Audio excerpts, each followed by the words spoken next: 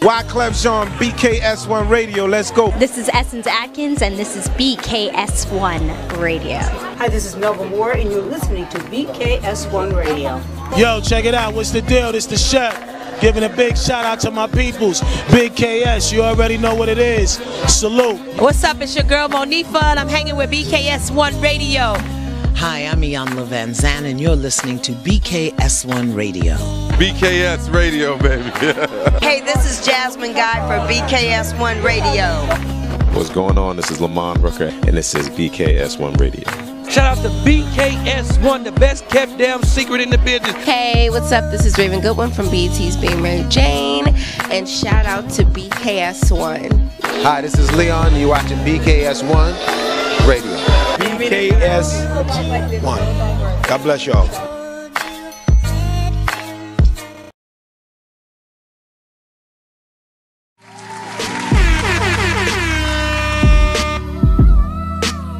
It's Monday. What's good, people? Yo, what up? Yo, welcome to another edition of the Man Cave Morning Show. Yep, indeed, indeed. We're alive. Yes, alive and kicking. We are alive. Yes, sir. Going to talk about some things today. The thing. First of all, first and foremost, let's introduce the squad in case you don't know. This is the crew.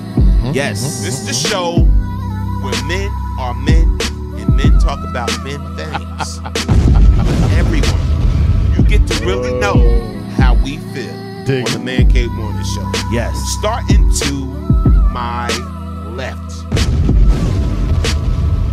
my little brother from another mother. Yes, Dr. J. How y'all doing this morning? Bless up. Peace and love and light to all of you out here getting it. Get that check. If you ain't up yet, wake up. Yes. Good shot into the right of me. In the red. Yes, sir. With the Giants cap on. Yes, sir. My dude that gets a little rude. Oh. Especially when he's in a bad mood. Bang, bang. We call him Deacon Woo. Let's get it. Yes. And I am humbly the dude that scrapes the gum underneath the seats. Right. Cleans the toilet bowl and all of that. Yes. Vacuums the floors. The original plug. Bang, bang. Storm Norm the General. All right. First and foremost, how was your weekend? Very restful. Weekend was Very awesome. Restful. Very nice weekend. Awesome, sawsome. Yes, sir. You know? Okay. Anything interesting pop off this weekend? I was listening to Farrakhan all weekend, bro. I made some boss moves this weekend, bro. Okay. All right. Let me get some love in the chat. Shout out to Lucretia, a.k.a. the Lioness, on the check-in. Let's clap it up for her. Yo. Yes. Paul Lioness Joseph Roars, Williams. what up? Sir. All Shakir. right. Good morning. Everybody on the check-in, man. Nikki, good morning. Gloria, Glow, good morning. Kevin Woodley, what's good, my dude? You still in the entertainment business? Shout out to my man E. Hero Williams, Melinda, Brittle, Hector, Rit Rat on the check-in, Russell Till, Latoya Greenridge, Vereen Brown, Danielle Spencer, Dr. D. Dre, what's good, man? Dre Day. Washington Fred, just everybody checking in. Sandy, what's good, love? Everybody on the check-in. We're going to talk about some things, so I want all of y'all, no matter what platform you are listening to us on, because we are everywhere now. We on YouTube. You can watch us live on Twitter at BKS1 Radio ENT. Watch us live on Periscope at BKS1 Radio ENT. Ustream. We're on the mother site, WBKS1.com. You can check us out on there. And also, if you got the TuneIn app, download the TuneIn app because you can hear all the great radio stations, including WBKS1. And you already know what it is, man. The Man Cave Morning Show, we are here for you. So make sure you share this out wherever platform you are listening to us on. Share it out to the people because we got some information today. All right. Good morning. I see the love. Sheila Trap, good morning. Janice, good morning. Charlene, good morning. Julius Gray, what's good? Jay Platinum Gray? listener on the check-in. Yes. Y'all here. Paula De Sousa on the check-in. Good morning, Janice. What up, Ma? Good morning, Janice. We see you. Mom, I love you. So now, of course, this topic came to us from a listener. All right. From a listener. Big up. Yo, I love when listeners give us topics, It's funny man. because this listener, she wants to remain anonymous. Very good. Respect. And it's all good. It's all good. I respect that. But the question is, and this is what I'm going to ask you, and you and everybody listening out there is, can a woman in a relationship learn from a mistress or a side chick about how to keep her man? Wow. Absolutely. So you say absolutely from the door? Absolutely. Dr. J? Absolutely. I don't even know. You don't know? I don't know. Why you don't know? That's a little bit over my head, bro. Is it? Is it? Well, let's see. Absolutely. Today I'm gonna be taking notes. Shout out to yo. Yes. Paula De Sousa said, "Hey, son." I love Paula, man. Mom Dukes on the check. Yes. So let's answer this question. Let's keep it 100. I think so. I think the answer to that question is yes. Absolutely. Is yes. Because, of course, the mistress and the side chick, they are villainized, right? Of course, yes. They are the villains. Yes. All right? They're the bad guys. Okay. But can those bad guys teach a good woman on how to keep her man? Yes. All right. So yes, he can. This is what we're gonna break down. Okay. Good morning, Junie G on the check-in. Good morning, Junie G. She says, "Hello, hey Kings." So we're gonna go into this because you know me. I done dug up some things. Let's get it.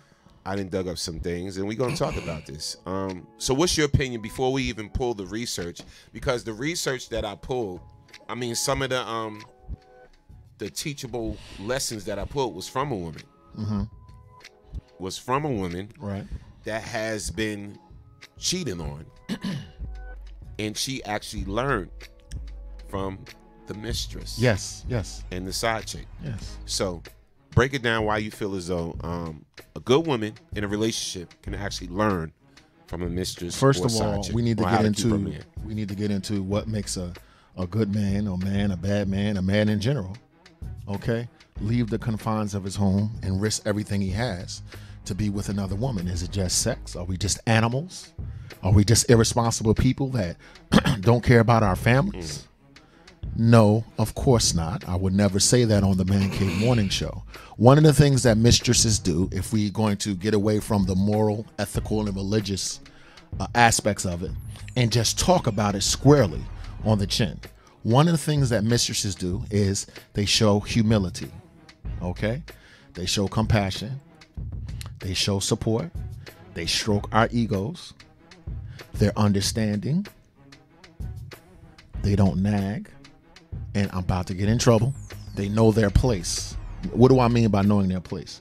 Even if a mistress has a desire to pop off, okay? A mistress understands instinctively that if she pops off too much, joker's out the door. So she is appreciative of the man's company, and that appreciation is always first and foremost in her mind. Yeah, I hear all the strong women yelling and screaming, right? I'm not advocating that a woman don't speak her mind. This is what I'm saying. Okay. I'm advocating that you be less harsh when you do, number one, or refrain from speaking to your mind until it's appropriate. What mistresses understand is when it's appropriate to talk to a man and when it is not, right? Because she knows at the slightest hint, right, of us being unhappy, we're gone. Because we have absolutely no interest other than what we're getting. Now, that might sound selfish, but listen. We on a Man Cave Morning Show, we need to tell people how we really feel. And you know what? When the question was, when the topic was proposed to me, I sat back and I thought about it. I was like, And then I was like, actually, it's God. a great It's a great question. It is. It's a great It question. really is. And I'm just dying right now with the comments that's going off in here. Break Yo. it down. Let's read some comments, and then I'm going to break some things After down. the screaming and yelling is done, you need to listen, people. Go ahead. Yes. So 'Cause I know people going to scream. Shout out to Danielle Spencer. She says, Love Danielle. Go ahead. that doesn't seem compatible with a monogamous relationship. Please school me because I'm perplexed. Now, we got... Go ahead, General. That's a valid question Danielle brought up, actually. Actually, very valid. All right, so we got Jay Gray, as usual, stirring up some chatter in the chat room. He says, isn't the reason a man has a side chick or a mistress is because the wife isn't doing something the man needs? Boom. So he says that. And then I'm going to go straight to look at the Kwame. question. Shout out to Miss Pod Lady in the building. She on the Answer check in that the question two. when he's done. Let me clap this up real quick because it's about to get real, y'all. She goes ahead and she says, Julius, we shall not act. I'm sorry. She said, Julius, we shall not make a man's decision the responsibility of another woman. That violates the rules of being a man. Grow a pair of gentlemen. Jeesh. Jeesh. Now, it's getting heated in there. So now, Of course it's going to be heated. So now, okay. So This is stuff we don't talk about. Before I go in hard, because I'm going to go in on this one. Again, the question is, and I see we all around, can a woman in a relationship learn from a mistress or side chick Learn from about how to keep her man? to keep a man. Doesn't So necessarily mean that the person that she's in a relationship with, she's going through something where the actual mistress right. is, you know what I'm saying, is trying to teach her. This could be someone that went through something or who is a side chick that's teaching her, look, This is how you keep your man. This is how you keep your man. Exactly. From me. Exactly. So listen and learn. Exactly. Listen and So learn. Pay attention and let's see if we agree with these things or not. So the answer, I'm going to answer that. I'm going to say yes. She can learn from a mistress Right. or a side chick. Right. All right. So now, okay. So I'm going to break this down. 8 love lessons women should learn. All right. From mistresses. Yes, yes. All right. Let's get Side chicks or whatever Yes. term you want to use. Yes. Some would call them some other things. Yo, I'm mad you were able to find info to validate this. Exactly. And this came from a woman who has been cheated on. Thank you. Who has been cheated on and talked to the mistress, the side chick. And found out. That caused the problem. I love it. In the relationship. I love this show. Yes. So check this out. Number 1. Go ahead. Mistresses are fun to be around. She's always delighted to see him. It reflects in many subtle ways: a smile, a glance, a gesture, a tone of voice, and the response to his touch. She makes sure to wipe off her sour face after a bad day. That explains why he looks forward to seeing her again. Boom. Booyah. So now. Oh my God. So Come now. on now, brother. So now. Preach, brother. Let's break it down to us. You in a relationship, Yes. you in a relationship, whatever. Yes. You know what I'm saying? You know, I'm good. I'm good in my situation. But I'm saying hypothetically, if I walked in my house, Speak on it. you know what I'm saying, and I came home or whatever, and I'm always greeted like, or hey, Yes. Which a lot of men are greeted that way or, every day. You know, A lot of good men are You greeted hungry? like What that. do you want to eat? Right. Okay. Now, the mistress in this case with number 1, you talking about when this man sees the mistress or the side chick, it's like, hey babe, hey, how you doing? 'Cause she know. I missed you. You know, can I get you something to eat? Blah blah blah. Let's sit down. Let me turn on what you want to watch on TV. Blah blah blah blah blah. Okay. So now, let's balance the 2 out. Come on. So now a mistress teaching a good woman this Go ahead. in a stable relationship. Right. Was that a good lesson that she just taught her, number 1? Absolutely. Why? Why? Why, Okay. Will? But wait, Why hold not up. do that? Before you answer that, right? You know I gotta answer. Wouldn't Go that ahead, my type brother. wouldn't that type of behavior make the main chick, or I guess the wife, a little bit more upset and resentful towards, you know, changing if that's what the man's really looking for? No. But I don't think so. But here's some solid points. Here's some things, because if you really break it down, right? Go ahead. No, a man's home, and ladies, listen to this. A man's home is like his place of refuge. No man likes to feel like he doesn't want to come home. Right. All right. So that's his place of refuge. A man has to deal with all the other bullcrap and all the other attacks on his life, that the world throws his way, and his spirit. So when he comes home to his woman, yes, he's expecting peace, a peace of mind, to be put in a certain state, and to feel welcomed. Go ahead, Will. There are entire industries dedicated to how women feel. Their feelings. Valentine's Day. Brothers, you better make sure you get something done on Valentine's. Mother's Day. Brother, you better move heaven and earth to show appreciation for your mother. What are we talking about? The validation of men's feelings. We have feelings. So we respond to someone that takes into consideration our feelings. Everything about us is what we have to do. We gotta go to work. We gotta protect. We gotta provide. We gotta defend. We gotta be on guard against other people. We have a lot of things on our mind. A lot of times, people don't care how we feel. Our children don't care how we feel, right? Our bosses don't care how we feel. Our women don't care how we feel. What the world does is reminds us of our obligations and whether we're meeting them or not. But in terms of our feelings, I'm happy to see you. Like our dogs. The dog runs up, whether we paid the child support or not, the dog. Right. Now check this. We love our dogs, right? Now, Will, real quick, don't mean to cut you off. Go ahead, come on. But man. I see that some women are getting defensive, and we're gonna read your comments. You're getting defensive, like, no, she can't teach me nothing. Blah blah blah blah blah. I'm here for that. I'm here for your did not offense. Say that, because I see. What can you learn? I seen wifey's comments like, oh, if he has a mistress, then he don't need me. No. Listen. We're saying, can you learn? So I'm quite sure. Let's stop being naive. I'm quite sure some of you ladies out there that's in a relationship, a good relationship, have some girlfriends or some associates that that are side chicks or that are mistresses, right? So what we're basically saying, we're not saying that necessarily you're learning from a woman that did you wrong, but you're learning from a woman that has this type of behavior and has done this before or whatever. Can you be taught by this woman, all right, on how to keep your man? Any general that is at war that does not learn from his enemy, his open enemy, is going to lose the war. I understand that these women are your enemies, women, right?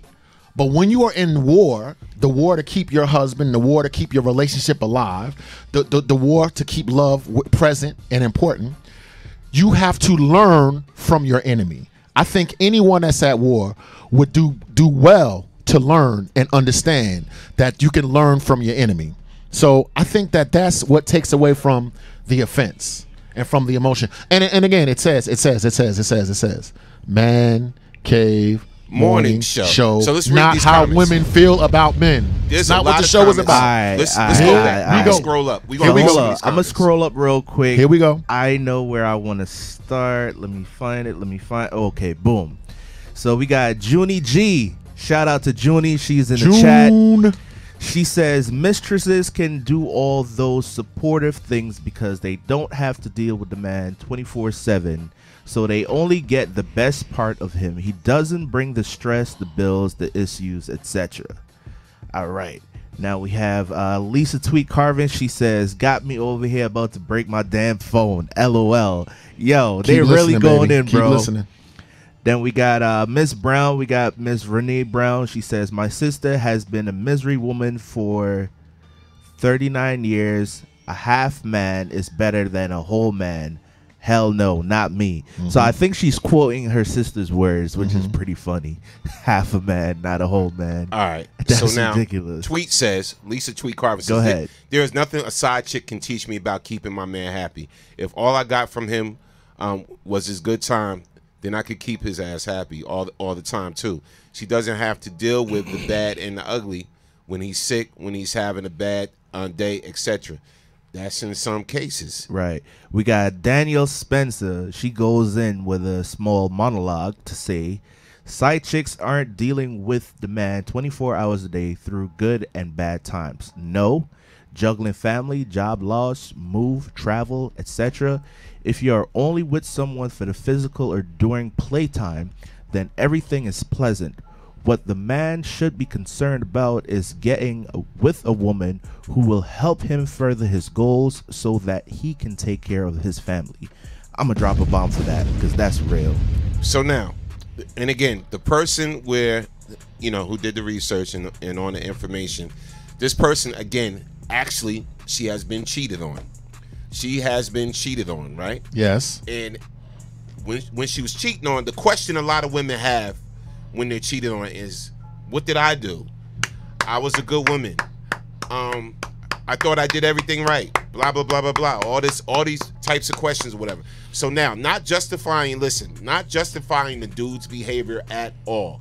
Cheating is wrong. Let's all say this together. Cheating is wrong. But when she actually ran into this mistress, you can learn. This mistress, this woman I'm talking about actually ran into this mistress, whatever, and instead of them like beefing and whatever like that, you know what I'm saying? Because some time has passed. They actually sat down and had a conversation. So this is where this research, this stuff that we're talking about came from. You know what I'm saying? And the woman actually realized, now mind you, the woman actually realized some of the things she was doing wrong in the relationship.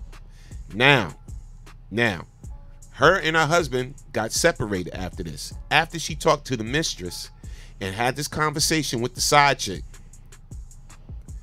they are back in a relationship. They've been together happily for 5 years after this situation happened. Come on. So that's crazy. It sounds crazy, right? Not at all. It doesn't sound crazy. Why doesn't it sound crazy? Okay, ladies, let me turn it around. I'm a man. Ooh, a man. That's been cheated on. Now, when I was cheated on, it was devastating. It rocked me to my core, right? But I also realized that at some point, I could no longer be a victim to my feelings. Okay. That's the first thing. Okay. Right? That I'm not a victim in this situation. Number two, what role did I play in being cheated on? Now, once I asked myself that question, I was able to go back to the person that cheated on me when all my passion and, my victimhood and all that other, and rightfully so. Right. I am a good person. I'm a good man. Not to brag, it's just facts. But when the emotions subside, the person was able to tell me some things that I was not doing to keep her satisfied and to meet her needs. It doesn't make what she did right. So, it's never ladies, this is what I need you to hear. We know you're burning and passionate. We're not going to have this conversation again. We're not justifying cheating. We're not, so miss me with that. Don't call and say that because we're not what we're doing, okay? We're not putting mistresses on a pedestal. Not at all. Don't call me with that. That's not what we're doing. We are grown men here. So we know how to love. We know how to make love. We recognize a good woman. And we know the stress and the strain that a relationship can cause on a good woman. And we take responsibility for that. We are talking to you about why good women get cheated on. Isn't that what you want to know? Isn't that why you go to Oprah and read Essence magazine? Isn't that why you gossip and whine and complain? So stop, projecting the emotions on. And I get that it's an emotional issue. But you can learn from your enemy. If you don't learn from your enemy, you're going to be defeated. True Come indeed. on. True indeed. Clap that up, man. Let's read some comments. Let's get it. We got Paula D'Souza. She says, cheating is all about unmet needs. Couples don't communicate their needs clearly, so resentment steps in. We all know resentment is poison, and it will send anyone who is not grounded into the arms of another. Resentment will crack a diamond in two. Yes. Shout out to Kenny Johnson. A man can only be kept if he wants to be kept. I mean, true indeed. And look, we're gonna go to number 2. What's 2? So again, 8 love lessons women should learn from mistresses. Should learn. Should learn. Okay. So now, 2. Yes, sir. Mistresses show interest in a man's hobbies. He bumps into her on the jogging tracks or in the corner of a toy museum or at his favorite jazz club. Similar interest is what fuels a love affair in the first place. Sharing hobbies and interests breeds common ground for two people to grow closer. So, all right.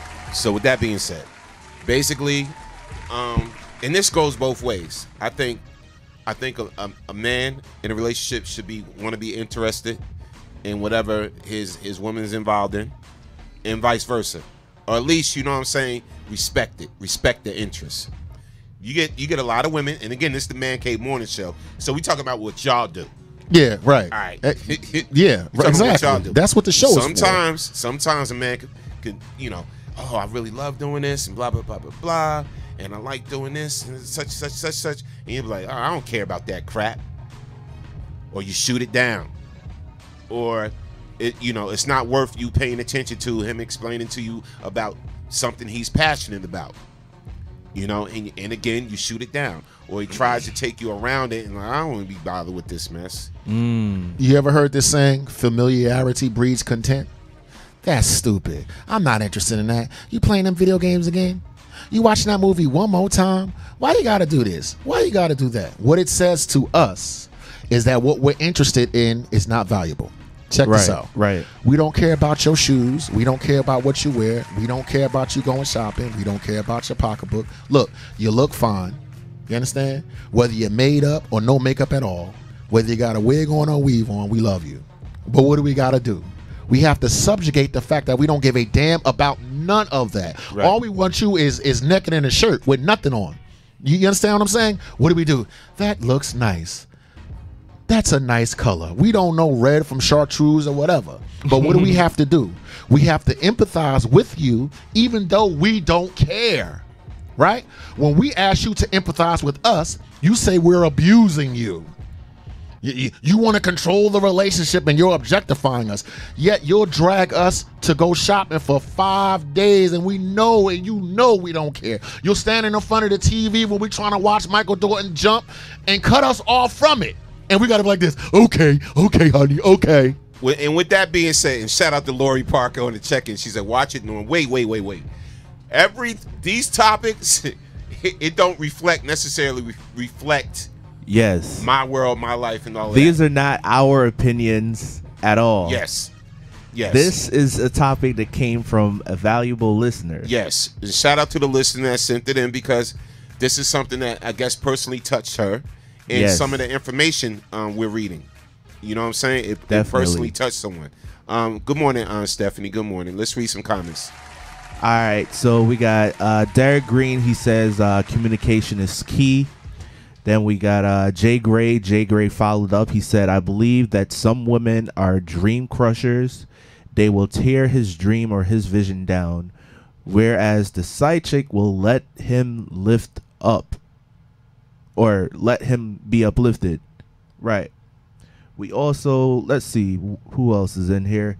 Okay, so I'm going to read Lisa's tweet carving. She said, if women are lacking so much that makes the side chick so poppin', why not leave? ? Why not go get with her? Because let's be clear, if your woman gets a side dude because what you're not doing, are you going to want to hear what I have? Are you going to want to hear that I have another dude because of where you fell short? Of course not. So she's saying, like, she's coming from the opposite side of the spectrum, that guys wouldn't want to hear about having a side dude. Go ahead. As a person that was cheated on and did not want to hear what the person that cheated on me had to say, and granted, it took a very, very, very long time for me to hear the reason why, because I was angry and I was hurt and I could not see past my anger or my hurt or my shame. So to answer your question, no, I did not want to hear it. But guess what? I heard it, right? And as a result of me hearing that, it made me a better person, a better man, I'm better at a relationship now that I listened past my pain. Right. I am not a victim. There's only volunteers. After I acknowledged that I had something to do with the fact that I was being cheated on, I was able to start to listen and to hear where some of my faults were. That is the point, not justifying bad behavior. There are phenomenal men and phenomenal women that cheat. Why? Because we all the devil? Because you're all bastards? Stop. See past your feeling the way I had to see past mine, and it was devastating. Right? And also, and second of all, I was afraid to be by myself, and I am no longer afraid to be by myself. And because I'm not afraid to be by myself, I'm able to hear more than when I was afraid. You need a hug, brother. Facts. Thank you. All right, diving into some more of these comments, we got Sandy. She comes in with a strong one. She says, 9 times out of 10, a mistress or side chick can't even be a good wife. So how can they teach a wife/girlfriend what to do? What to do to keep their man? She says, you have to learn this on your own. Taking advice from a side piece will not make you... Wait, I'm sorry, I got lost in that one. She says, will not make you keep that man. Right, taking advice from a side piece will not make you keep that man. Maybe the next man, but not the lying, cheating, don't give a F about your feelings dude you're with. So you don't want to answer the question of why do good men cheat? You don't want the answer. Again, so stay ignorant to the answer. Stay ignorant to the answer. This is preventative medicine. Right. It's preventative. Not saying go medicine. cheat. Yes. We're not saying that your man is cheating. No, we're not saying that either. So you're missing the point of the question. Can you the stay on topic, Can you learn from a mistress, the behavior of a mistress? Can you learn from a side chick of what it is? You know what I'm saying? Because side chicks can tell you all types of story why this man, why certain men they're dealing with, is doing what they're doing to their wives, why they're not happy in their relationship. So by you hearing these things, you know what? I don't want to make the same mistakes. Just like, you know, and that's what I'm saying. That's the whole point. You're missing the point by saying, well, I don't want to, because you're not listening, you're not hearing us. Your man is cheating. No. Again, preventative medicine. Or justifying the cheating. If somebody told you some things not to take, right? If somebody told you some things not to take, yo, Dawu, don't drink this because it could cause cancer. Right. Dawu, don't eat this because it could cause cancer. You gonna yell at the warning label? Dawu, don't inhale the truck. This causes cancer. Yeah, that we about to choke on. Yeah. Because crazy. You mad at the warning label? Yes. Now hold up. I got one more comment for us to go on. I got one more. What? And this is coming from Juanita Town. She says, I know the reality of these titles and these women are here solely to keep a man's ego fed. However, I, a mistress or side chick, does all the things I will not do, like lower my self-esteem, keep my love a secret, live a lie. Let's keep it real, men. You would absolutely die if we asked you, can you learn from Mr. Mandingo? ? No. Because you know what? You what? don't want to speak to that. Because you know what? I can learn. And again, this is not saying that the person you're in a relationship is, the person that you're in a relationship in is happening to you. You know what I'm saying? This is not happening to you, but can you learn? Can you learn what not to do or some things to do? So now you're telling me now, if a side chick told you that, you know what, start having more fun with your man, just do fun things together, is it wrong?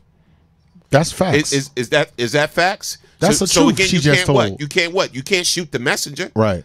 The you just don't want to hear the truth. Exactly. The message is right. Forget about who it comes from. And then if she told you, hey, your man likes to, I'm just saying, shoot hoops. Right. Go and shoot hoops with him sometimes. Come on.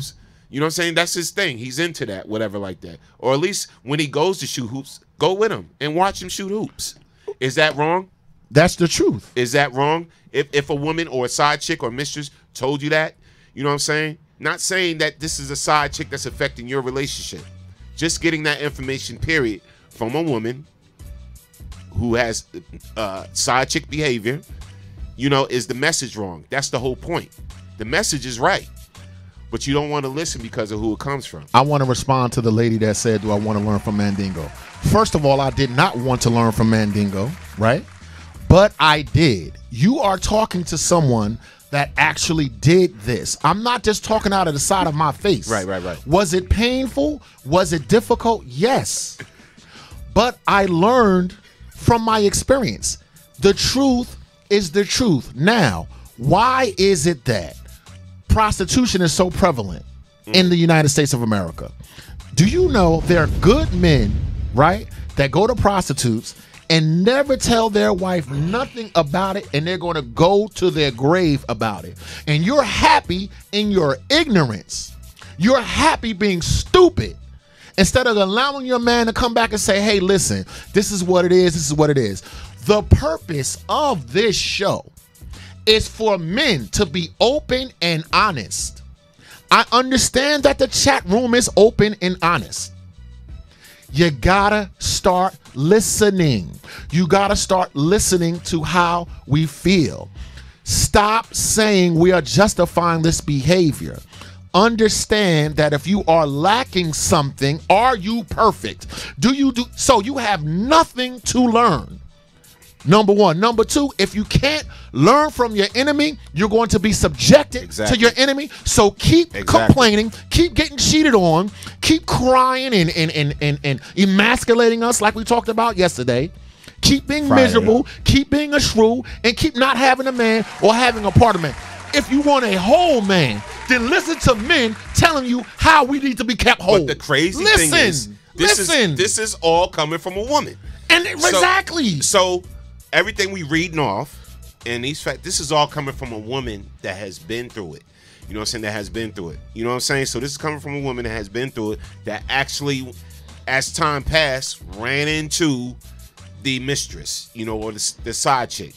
And they actually had a real conversation and everything. And from that, she reconnected with her husband. And has a stronger relationship for it. And they have a stronger relationship in the whole nine. So, I mean, again, I guess what's good for the goose? It's good for the game.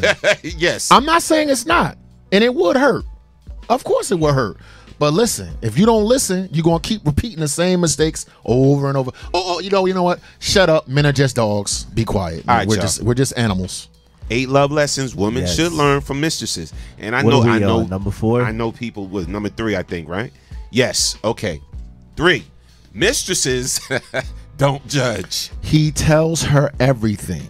His secrets, his deepest desires, his aspirations, and his darkest thoughts. He knows they are safe with her. He is safe with her. She doesn't turn around and make a fool of him. She accepts all that he is. Clap that up. Okay. Clap that up. Clap that up. And let's have that in the bonds of marriage, not in mistresses. Let's have married women and married men treat each other that way.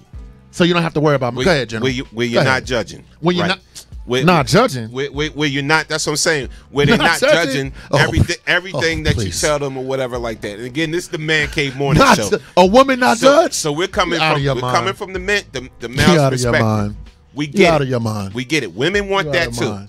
No, women want that too. What? Where they don't want to feel judged. Okay. Right. But what they're basically saying is they don't want to feel like every time we have a conversation, right? We're talking about things. I'm sharing my darkest secret with you. I'm sharing this. I went through this. It was with this person. It was that. But you're telling them everything, and then you shut them down. Go home and tell your woman you scared. And see if your ass don't get judged. See if you get some agape love and some compassion. Go home and say, babe, I was shook today. She gonna run and tell everybody you a punk. Don't judge. Stop. Look, this is the Man Cave Morning Show. The Woman Cave Morning Show, Norm will produce that as well. But this is the Man Cave Morning Show. I welcome Listen, some women that want to come up here and have their own show. In addition to the Owl Show, shout out to the Owl Show. Yes. But some women that want to have the Woman Cave or something like that. But again, there are a trillion shows about women complaining about men. We got one show. 3 dudes trying to fight every woman in America. I will produce the show. I will personally produce a show called Girls Night Out and just let y'all rock. I gave it a title already. Rock with it. Girls Night Out. And wait. And let us come on the show the way we let women come on this show. Let us come on the show too. What woman wants to be a host? Because we're going to give it to you. We're Go going have to it. keep it 100.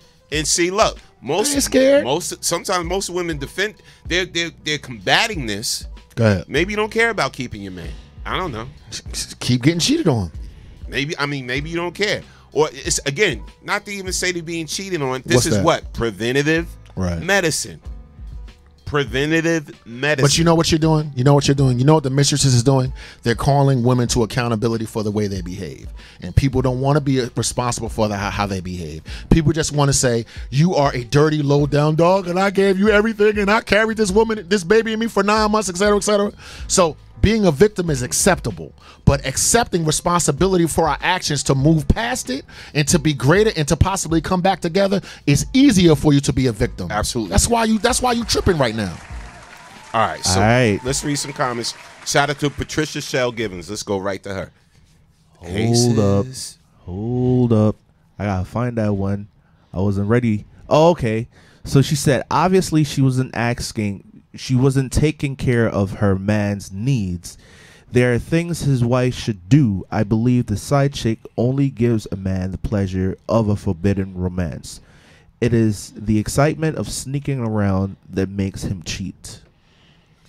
We also got another That's comment. not all of it. Okay. That's not all of it. But go ahead. We also got another comment coming from Paula D'Souza. She says, "Bye, Felicia. A woman cannot keep a man who is not loyal." We also got Jay Gray. He's saying, "Preach, Deacon Wu." And I got one more coming from Derek Green. He says, "Wrong woman sounds like I've never had any woman who would not comfort me if I told them I was genuinely shook about something." Yeah. You're blessed, sir, because I have. God bless the fact that he's got a good woman in his corner. Listen, we are not attacking women. And Vereen said, Mistress Woman sounds like a therapist. Yes. Sounds like a therapist. Because black people don't do therapy. But we do you know mistresses and alcohol. Crazy. That's what black men do. But that's a very good point. That's a very good exactly. point. To talk to you about your feelings without being judged. Tell me, okay, so your wife never going to judge you? Yeah, all right. Yo, the thing Whatever, that I man. can't wrap my head around. Well, first of all, what bothers me is like us staying on topic right now with some of the comments that we're getting. It's taking us off topic to like different things. Like, for example, we're not justifying men that can't be loyal. We're talking about, loyal good men. Different, right? We're talking about an entirely different, situation here. And then, secondly, can I? Go ahead. And let me read a comment real quick. Go ahead. Shout out to Suzette Crawford. Good morning, Suzette. Perfect example of learning from a side chick when you aren't willing to be exploitable sexually with your man, but the side chick is. So that's a lesson learned. Who said that? Suzette Crawford. Suzette, thank you so. That's nasty. I don't want. Who you think I? Right. Damn, she hit it on the head. Clap it up for Suzette. Yo, thank you, Suzette. That's thank you one so thing. much. But you thank get you so it. much. You get it. Thank though. you so much. That's nasty. Lisa Tweet Carvin, you were at fault for the things you fell short at. Yes, but you're not at fault for why she cheated. Period. Cheating isn't the go-to response to not getting what you want in the relationship. Lisa, I think she's talking to you. I got you, Lisa. Yes. I completely agree. Okay, what I'm saying is that I learned. Right, I learned from my mistakes. I learned from her mistakes, and I take responsibility for the role that I played. I'm not taking responsibility for the person that cheated on me, and I understand that. What I'm saying is I learned from it and became a better person. You can learn something from everyone that comes across your path. You can. Yeah, shout out to Kaya Hush. She said, can you give us a meeting in the ladies' room, Norm, so we can talk about what you'll do, since you said this is the Man Cave Morning Show, so you can talk about what we do. Okay, no. I told you. She was pretty funny with that one. I'll open the forum up. You know what I'm saying? You know, we having real conversations. So you hearing from 3 men. Good men. Not boys. 3 men. That's right. Okay. And God-fearing men. And let me start by saying, I love my wife. We don't have a lot of these problems. I have fun with my wife. We crazy, we silly. When we argue just like any other normal couple. Of course. But we have great times, just like, you know what I'm saying, any couple does too. So I mean, this is not about me and her per se. Again, these topics comes from the listeners. You know, everything we talk about basically comes from the listeners, or just something we looked at and researched, right? And we say, you know what, let's talk about this. So again, all of this is not from personal experience. And isn't it interesting how you opened up the forum and said women can come on for the millionth time? Tell me they're not. Go turn on the television right now, right? You'll hear women complaining. There are a trillion shows with women talking about how they feel. I guess this will be the trillionth and one. Damn, somebody dropped a bomb on Woo. Mary Jane Collins. Welcome, Mary Jane.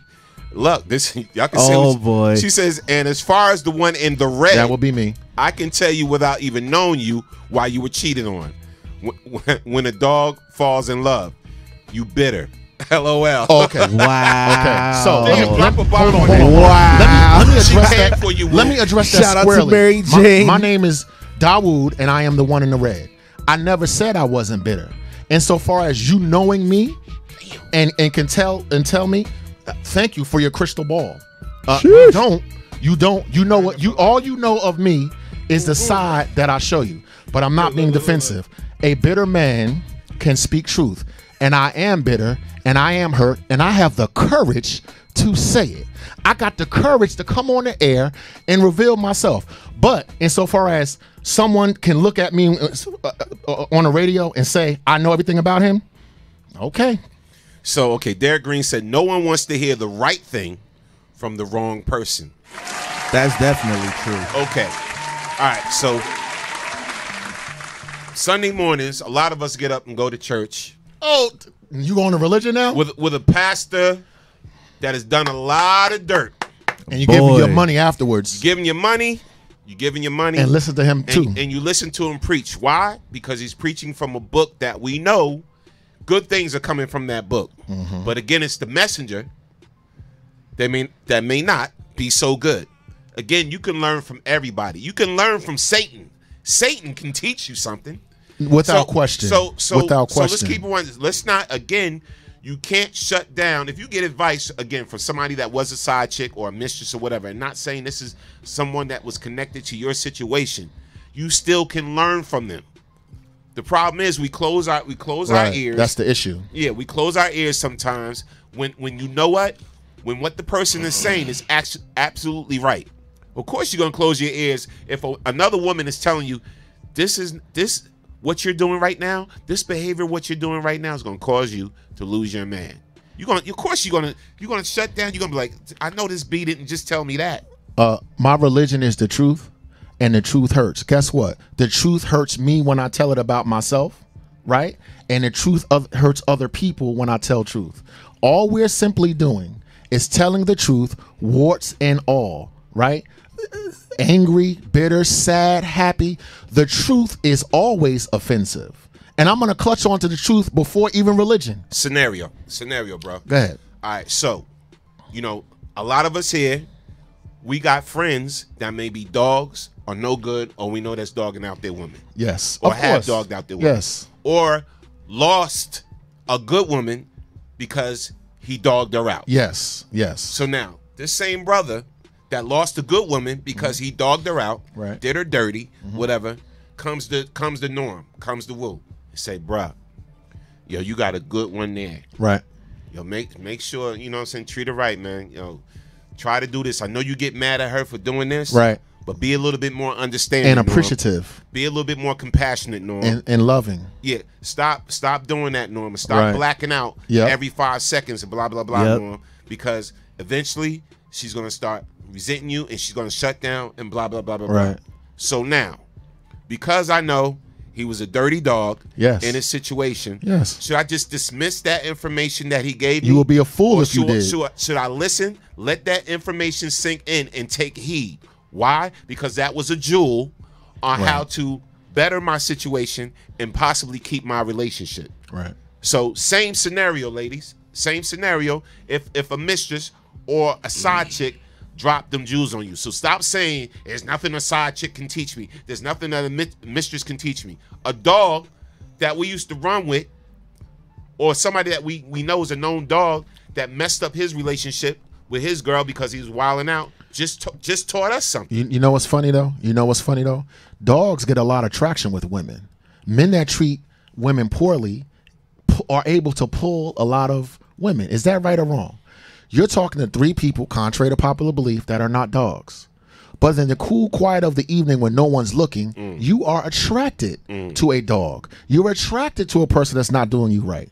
Right? Because I don't know why women call in and tell me, but don't tell me that there's not a dynamic where a roguish figure comes in and, girl, he just swept me off my feet, and you got some sucker at home paying all your bills, right? So as a sucker that's bitter, okay, fine. But see, we got to start really, really talking about the way we treat one another. The fact of the matter is we all have to be more compassionate and more loving towards one another. Absolutely. And just because I'm screaming and yelling doesn't mean that I don't recognize the value of compassion, love, and unconditional, unjudgmental love. Good men feel judged. We feel judged and we are stressed. Listen or don't, because if you don't listen, someone else will. Right, definitely. So I got one comment coming from the chat room right now. Shout out to Daniel Spencer. She says, I think it's all fun and games until the side chick becomes the wife. Cycle repeats itself until the couples learn to communicate always and be faithful to the vows they took. And I want to say one thing. It seems like what we're talking about here is very highly around the aspect of communicating in a relationship. Compassion too. And compassion as well. So what I want to just get out there is that women are telling us men that we need to be more compassionate towards them and their needs and understanding how they feel and where they're coming from.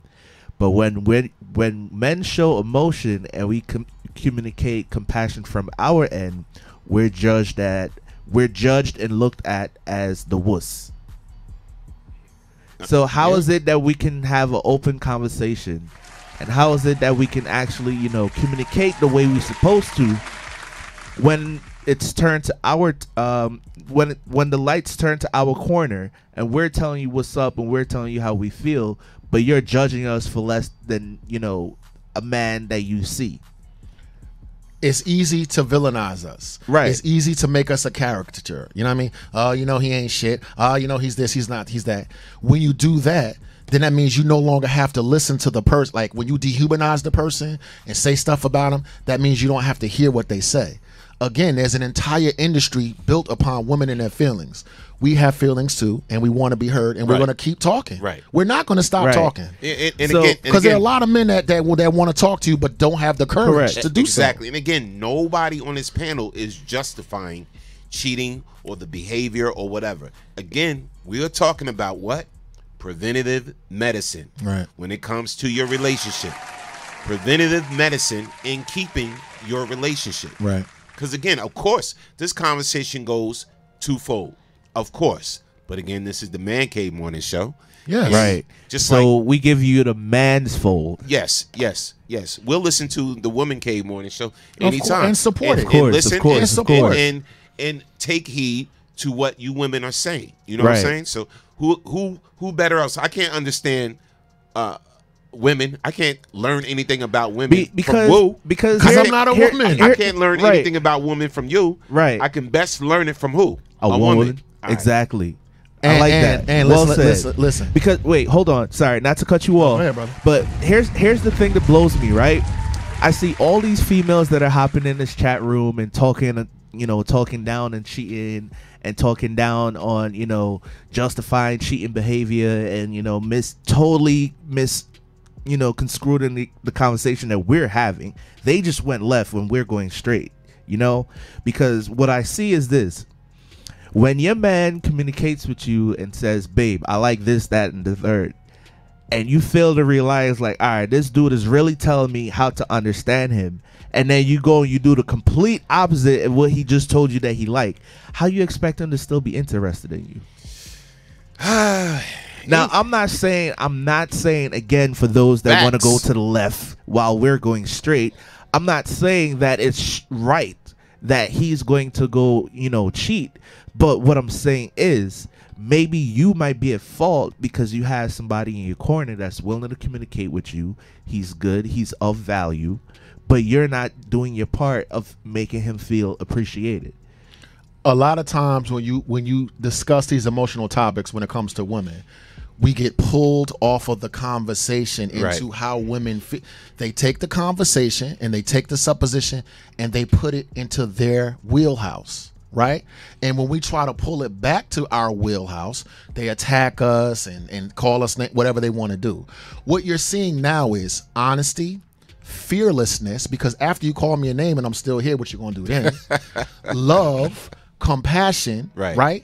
We are here to let you know how we feel and how what you do affects us. Please, please, please, please stay on topic. That's all I'm asking. Stay on what we're talking about. No doubt, no doubt. So I guess we on number 8 love lessons women should learn from mistresses. All right, 8 love lessons women should learn from mistresses. We on number 4 or 5? I believe 5. 4.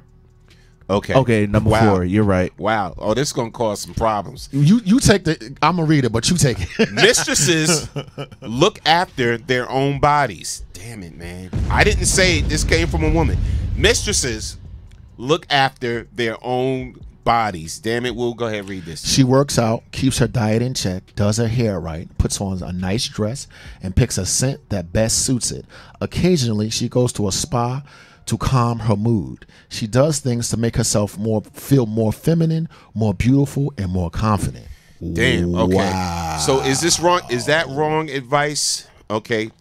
If a mistress or a side chick told one of you ladies, you start looking after your own body, or do this a little bit more, you know what I'm saying, for your man, or wear something like this. One of the things I see a lot I have seen in relationships over the years, with certain couples or whatever. I've noticed that when my boy was really going after this particular chick or whatever, this girl or whatever, she will always be, hair did, you know what I'm saying, sexy little cleavage out, this, that, whatever. And then when they hooked up, only time I would see her like that, like at home, my boy be like, damn, man, she don't do this no more. She don't wear this. She don't get sexy for me. But when she hit the club with her girlfriend, or she go out to the bar on a girls' night out, she speaking a lot of truth here.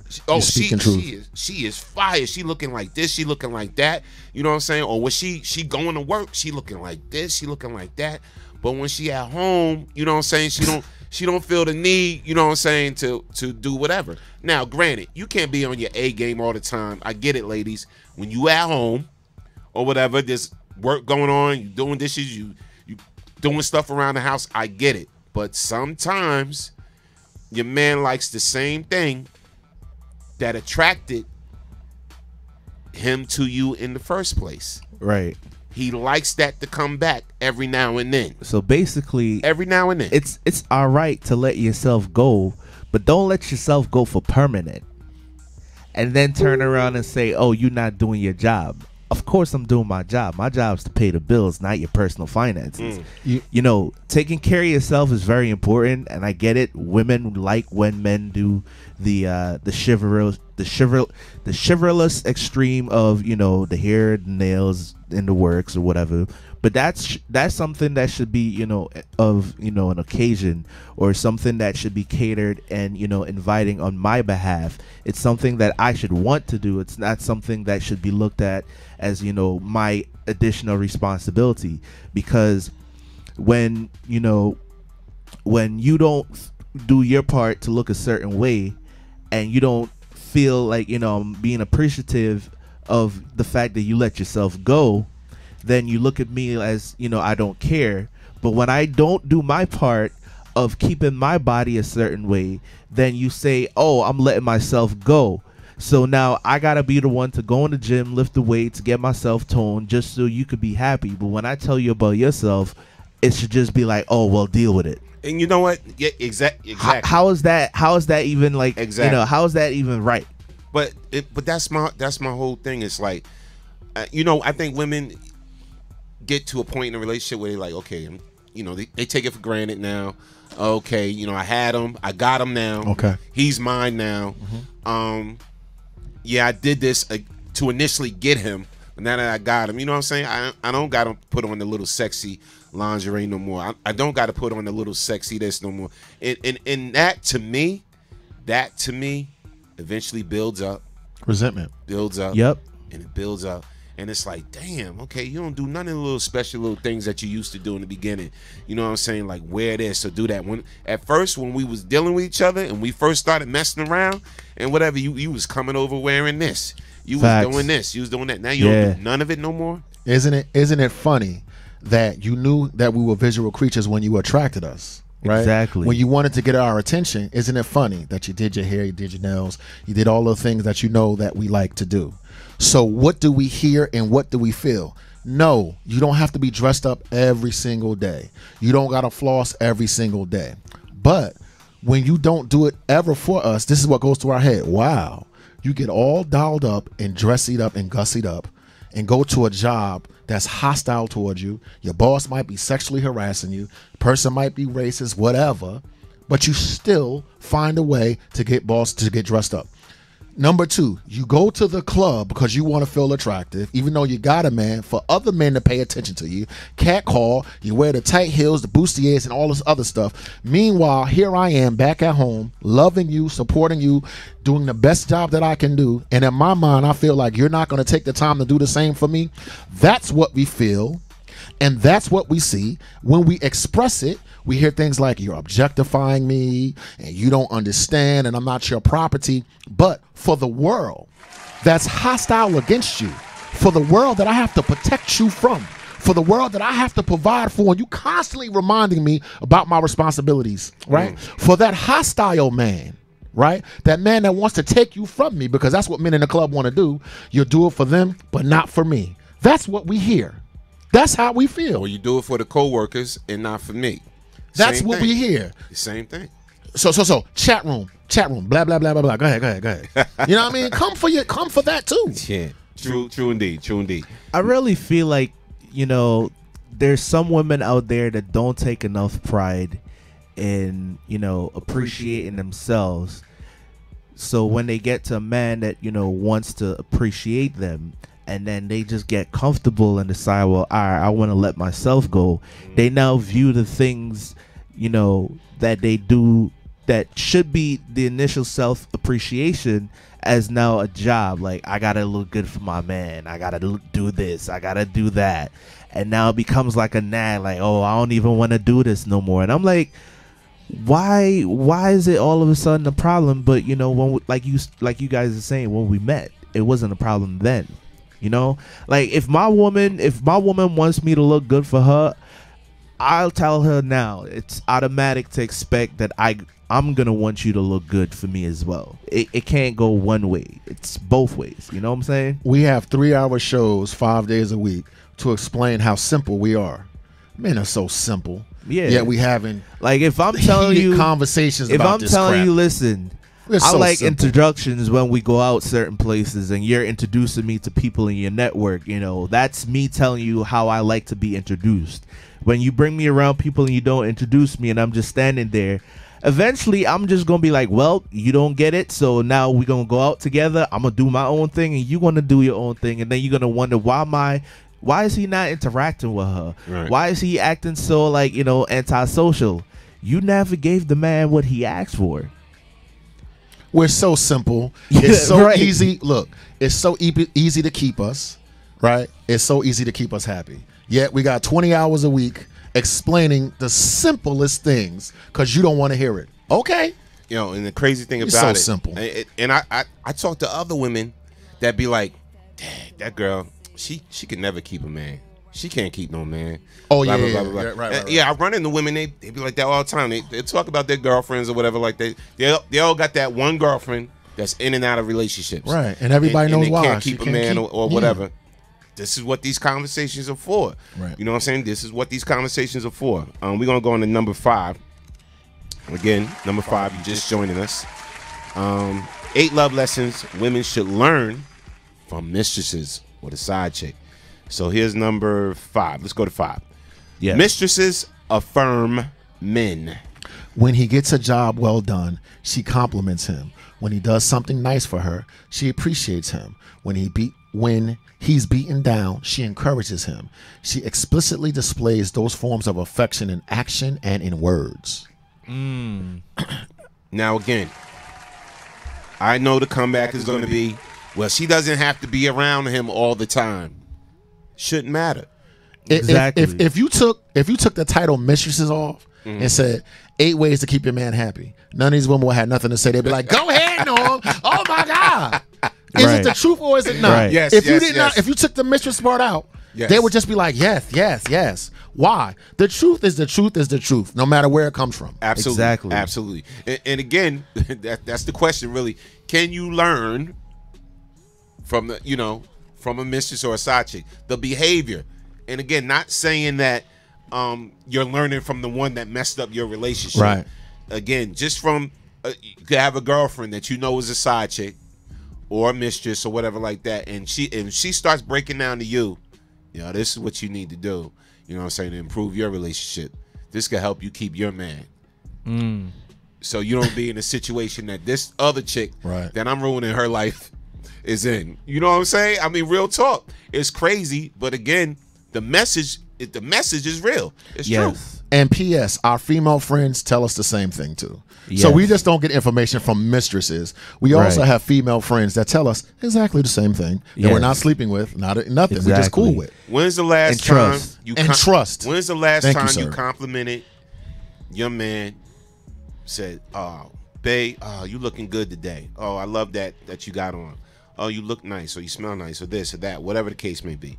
Or he did something good or whatever like that. I was like, "Oh, good job, babe. Oh, that's great. Oh, whatever. I really love what you're doing." It's these little things that makes them feel like, damn, this is the only person I need to go to get any type of validation That's right. for whatever. Yep. So simple. These little things. This is the Simple only person little I need in things. my life to give me validation. That's right. Woo, I don't care about what you just said about me negative. Right. I don't care about what this chick said about me negative. I don't Right. care about what you said about me negative, whatever. My woman right here got my back. She says she thinks I'm doing a great job. She says she thinks I look good. She said she thinks that I'm an amazing person. That's all. This is the only woman I need it from. Thank you, baby. Correct. It's the only person I need. Go ahead. I'm about to get emotional now. Don't right? get emotional, I'm bro. about to, no, but in a Need a good hug? way. Julie, you got the but- next one. yeah. Hey, yo. For all, give me a hug. For all the screaming and yelling that I do, right? Right. When you are under attack as a man and you don't feel valid, when you feel like your back is against the wall, and you come home and your woman say, "I love you," rub your feet and cook you a meal, that is what gives you the ability to fight again. We are human. We have to recharge. We have to be accepted and comforted, right? When a good woman does that for a good man, it's God is present. When a man and a woman come together and love and support and are empathetic towards one another in that fashion. All joking aside, all screaming and yelling and stuff on this computer screen, right? When a woman literally selflessly, with compassion, without anger, bitterness, or resentment, gives herself to a man, any man is going to turn his face and be submissive and dedicated to only her. Now, if you got a boy, a Negro, and a lot of other stuff that you're going to throw at me, but that's not what we're talking about. Any man with any sense is always turned by humility and compassion. It's not hard. Absolutely. It's not. Absolutely. Oh, the phone lines are now open. Oh God, sorry about the phones. The phone lines are officially open. If you want to call in, you got a point you want to make or a view or whatever. Yeah, definitely. Yes. Please do. Yes, you can speak your mind. Call in 646-233-1302. Again, that's 646-233-1302. You on the official Man Cave Morning Show. Welcome everybody. What's Bang, up? bang, bang, Good bang. morning. Shout out to Latanya Smith. I see you, T. Berry. Let's read some comments from Latanya Smith. All right, so Latanya says, instead of bringing in a mistress or side piece, work through issues. Bringing in another person creates an issue. If you want something different in the bedroom, ladies, explore your options, and men, tell your woman what you want and teach her how to freak you. All right, I like that. Oh, here go the call. Caller from the 704. State your name when you calling from. You on the Man Cave Morning Show. I'm calling from Charlotte, North Carolina. Charlotte, North Carolina on the check-in. Welcome to the show. North Cackalack. Well, thank you. I just want to say, I've been hurt, and I think that it is important to recognize how I treated him. I don't know if that person, I wouldn't want to hear from her, but as I'm listening to your show, I'm like, yeah, you're absolutely right. You're absolutely right. We can learn from that. Thank you. You know, I'm so glad that you called in and said that, because the whole thing is what we're trying to get across is that you actually can learn from anyone, whether it's a negative situation or a good situation. You have to open your heart up and be like, you know what? Sometimes we have to take accountability for the things we're not doing. Exactly. Take accountability for the things. Yes. And a lot of people are not willing to do that. The most difficult thing for me, right, is to hear the truth about myself. I don't like hearing myself tell myself the truth. I don't like other people telling me my truth, right?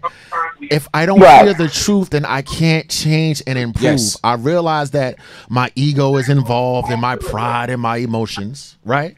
But if I want to go from here to there, then I have to see myself the way I really am, not my projection, not my representative, to say, wow, what role did I play? Yes. After I go through the stages of grief, Elizabeth Kubler-Ross, we all grieve a death. We all grieve a bad relationship.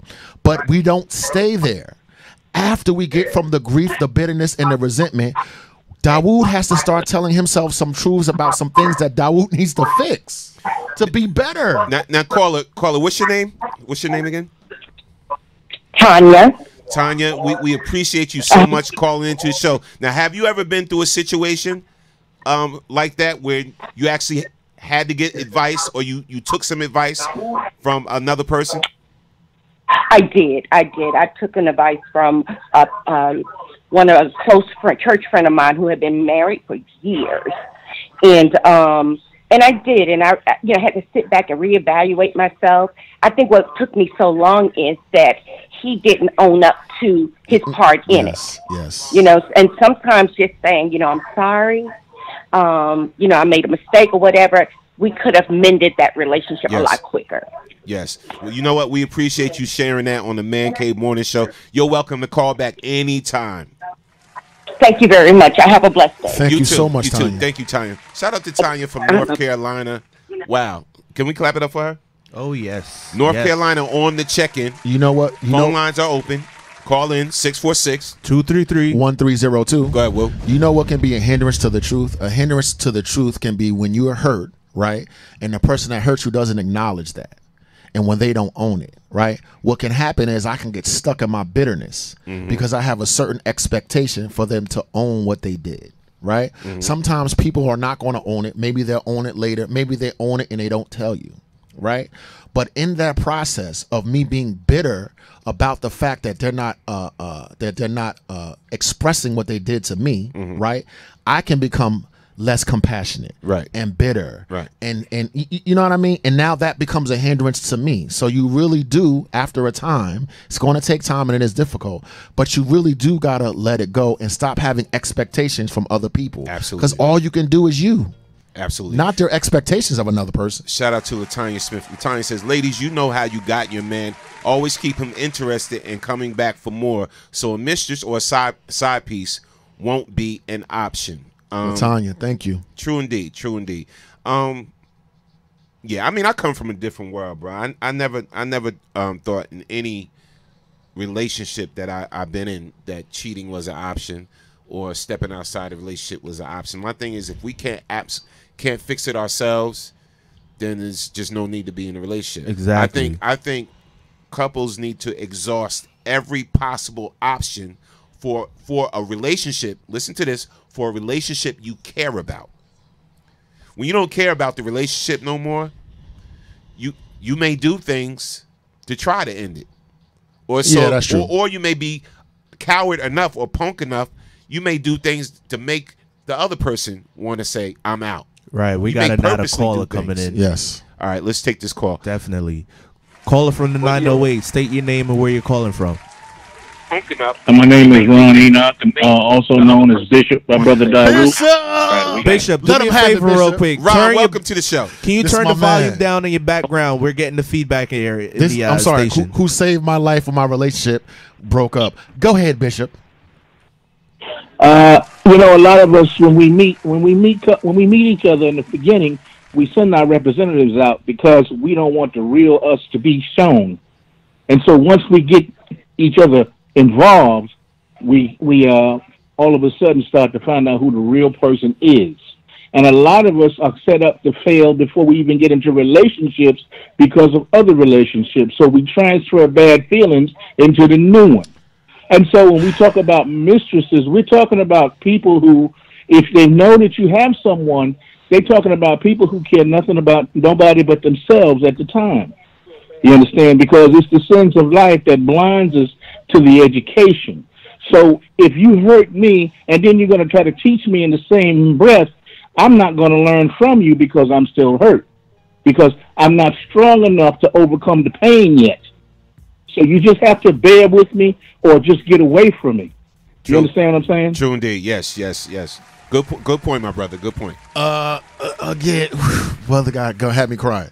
Full disclosure, this is the man, right, that loved me through my darkest hour when I was broken, that showed me unconditional love and gave me certain principles for me to go from unbroken to sitting on a radio show. Listen, you are not your pain. You're not what happened to you.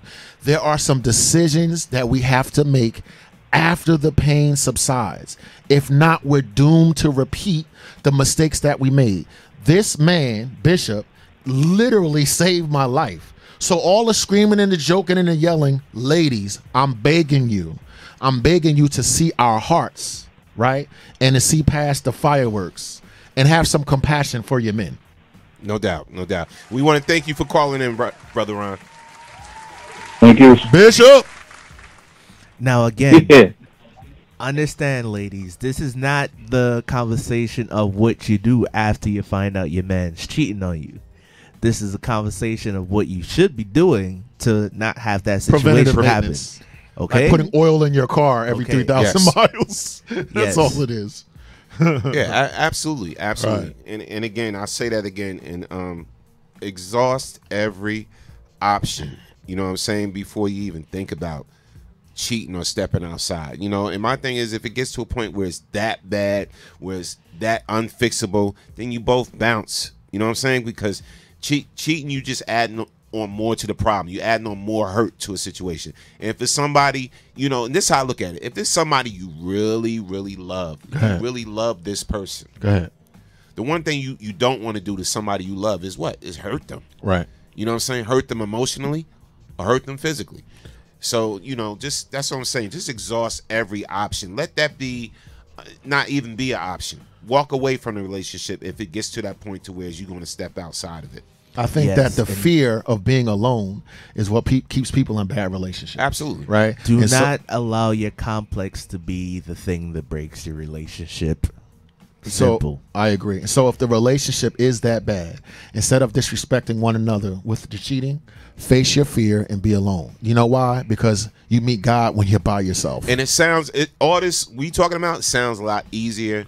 No, it's not. Said than done. It does sound easier said than done, because sometimes we are the human part kicks in. I get it. Mm-hmm. So, you know, when we're saying, you know, you shouldn't do that, you shouldn't do that, whatever like that. It's easy. You know, a lot of times it's easy for us to say it, but it's hard for somebody to really grasp it and take heed to it. General, I want to, it's easy to say, okay? But the greatest lessons in life are simply stated.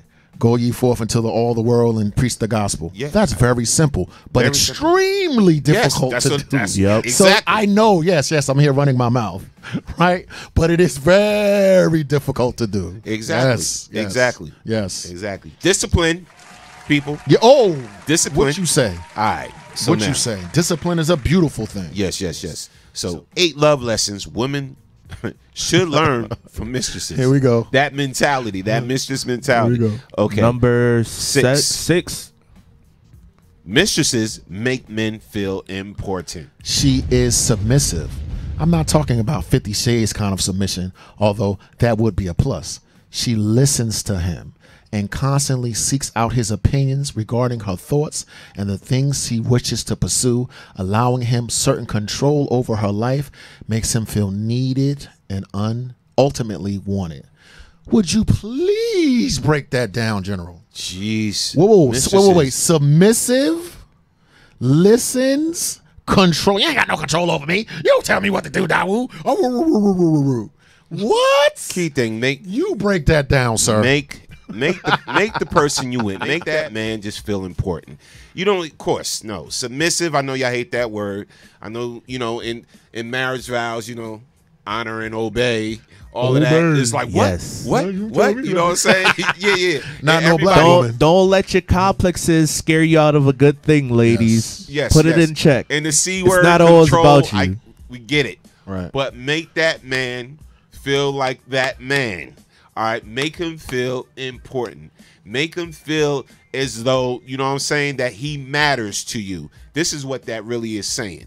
Make him feel that he really matters to you. Like you need him and you want him. Want and need, 2 different things. Make him feel both. Look, understand this, right? Yes. To touch on a man and woman biblically, you have to understand that it was written in the Bible, the story of Adam and Eve, that Eve came from a rib of Adam. Therefore, woman was made to complement man. So what am I saying by this? Women, if you are independent, that is great. But understand you can be independent and complementary to your man, whether it be physically, whether it be spiritually, whether it be emotionally. Don't always challenge your man, because that man is going to not take that challenge as something complimentary. If we go out together and I bring my woman with me, it means that we're out in public and she's complimenting me. It means that I'm going to therefore compliment her back by having her back. Right? I'm pretty much going to be a shield for her. I'm going to be there to assist with helping her fight. We're not going to achieve anything, women, if your complexes are more than, the relationship. If it's all about you and if it's all about putting you first, a man is not going to want to deal with that.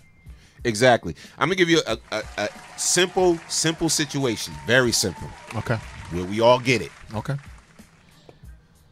3 women are standing right here, right? Mm-hmm. One of those women is your wife. Man sneezes. Both those women say, God bless you, but his wife doesn't. What's wrong with that situation? Wow. You feel me? This is what we're Exactly. talking about. Wow. Both those women say, God bless you. God bless you. Norm, and his wife just... Wow. There's a problem with that. And I used a very simple scenario to equate to a bigger problem. This is what we're talking about. You let those other women, these other 2 women, say God bless you.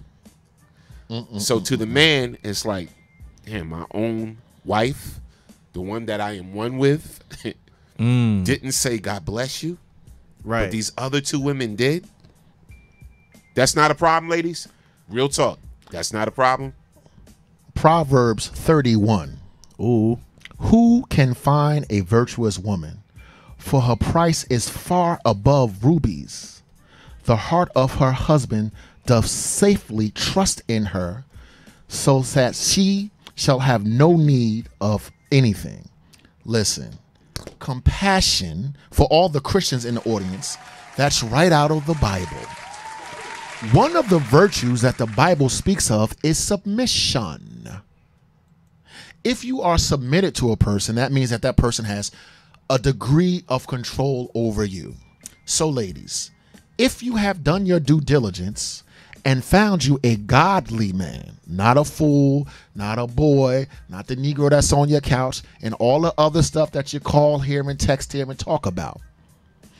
If you have done your due diligence and found the example of a godly man, a man that follows God, one of your virtues is submission and compassion. Through submission and compassion, that's what creates the love. That's what creates everything else. Now, are men supposed to be submissive towards their wives? Yes, they are. Yes. So miss me with that. Yes. However, we are talking about what women can do, right? To make sure that men are in check. Now, please give me the topic of what men can do, right? So we can get some of this heat off, and then maybe you'll hear the truth, because it says it in God's word. It says to be submissive. What you gonna do? Go against God, ladies? Good luck with that. So now, I'm gonna flip it. I'm gonna give y'all some homework. This is for the ladies listening to the show. Hit me up. Well, if you're on FB or whatever platform you're listening to, we got emails, mcms@bks1radio.com, or inbox me directly and say, Norm, can y'all please talk about this? This is what is important to us as women. Can y'all please talk about this? And we'll talk about it. And give our perspective of it. And we won't run from it. No, we won't. We won't run from it. And that's what I'm saying. This right now is for y'all to listen to, because this may have helped one person listening to this show out today. You know what? I know they came at it in an unorthodox manner because we threw the word mistresses and side chicks. That's good radio. So yeah, we came from an unorthodox manner. Clickbait. But again, this question did come from a person that experienced this. And then the commentary that we're reading, the article that we're reading, came from a woman that has been cheated on, that eventually ran into the mistress, whatever, when her and her husband got separated, because she was the reason, and they actually sat down and talked. And by them two talking, she actually reconnected with her husband that she was separated with. They worked their issues out, and they've been together 5 years past that conversation. So, again, this is where this came from. And I want to reiterate, ladies, please send in those questions, because you're talking to three men that are fearless, that own up to our shit, and have the courage that are as transparent as you not want to believe. Man, so look. if you want us to dissect foolish men and Negroes, right? Do me a favor, send those questions in, and we will definitely. This is not just, how we feel about women. Women can get our opinions about men that aren't right. I am not saying that men are right. We can talk about that too, but we're always going to be transparent. We're always going to be fearless, and we're never not going to say something because we're afraid about how you're going to see us or how it's going to make us feel. We're going to tell the truth. So, women, we welcome your participation. Absolutely. And your questions. We'll answer them. Absolutely. Well, I'm curious. Let me see what number 6 is. All right. Yeah, after number 6, we're going to read some comments in the chat. Or number 7. Number 7. Mistresses are very open to sex. Yeah, we know that. So we can skip that one. Yeah, that's a no-brainer. But that's part of why she's a mistress. I think Juanita said that earlier, whatever. Okay. Basically that she's willing to do the things that we wife like. ain't. Yes, you know what I'm saying, or whatever like that. Course, so of course. That one's self-explanatory. This last one. Mistresses live in the moment. What the hell does that mean? Mistresses live in the moment. No pounding him with expectations. Bang. No second guessing. Boom. No tormenting him over minute faults. No time for all of that. She doesn't dwell too long in the bitterness of not being, but simply enjoys the phase of having been, giving only crumbs of his time. She loves and likes because there's no tomorrow. I like the last one. Giving only crumbs of it. She only got crumbs of his time. Go ahead. But she loves like there's no tomorrow. Okay. With that being said, period. You in a relationship with this man every day. Love him like there's no tomorrow. We all have to come to grips with every day is not going to be perfect. Every day is not going to be perfect. When we recognize there is a problem or something is brewing, wrong in the relationship, address it immediately. All right, but every day, love him like this is going to be the last day on earth. Try that with your man. Trust me. And I'm saying a good man, a man worthy, deserving. Right. Love him like it's your last day on earth. Any good man thinks about what is expected of him and what his responsibility is 24 hours a day, 7 days a week. We are fully aware of what we're supposed to be doing, and it stresses the hell out of us. So if you pull back a little bit on the expectations, our head will spin off trying to get to. We will turn towards you and be as dedicated as an old dog, right? Because those expectations weigh on us. So when you kill us with the expectations, it kind of makes us feel like we don't have anyone to turn to, because our entire life is duty and expectations and being a man and what you're supposed to do. And come on, man, you can't be like that 24 hours a day, 7 days a week. True indeed. So All again, right, so let me get some comments. Let's read some of these comments, guys. All right, so we got Julius Gray. He said, Norm, love is fickle. The word will become empty after time has elapsed in the relationship. We have Derek Green. Derek Green, he says, not to toot my own horn, but I often get approached, and almost everyone who has known I was married, ownership is first on the cheater.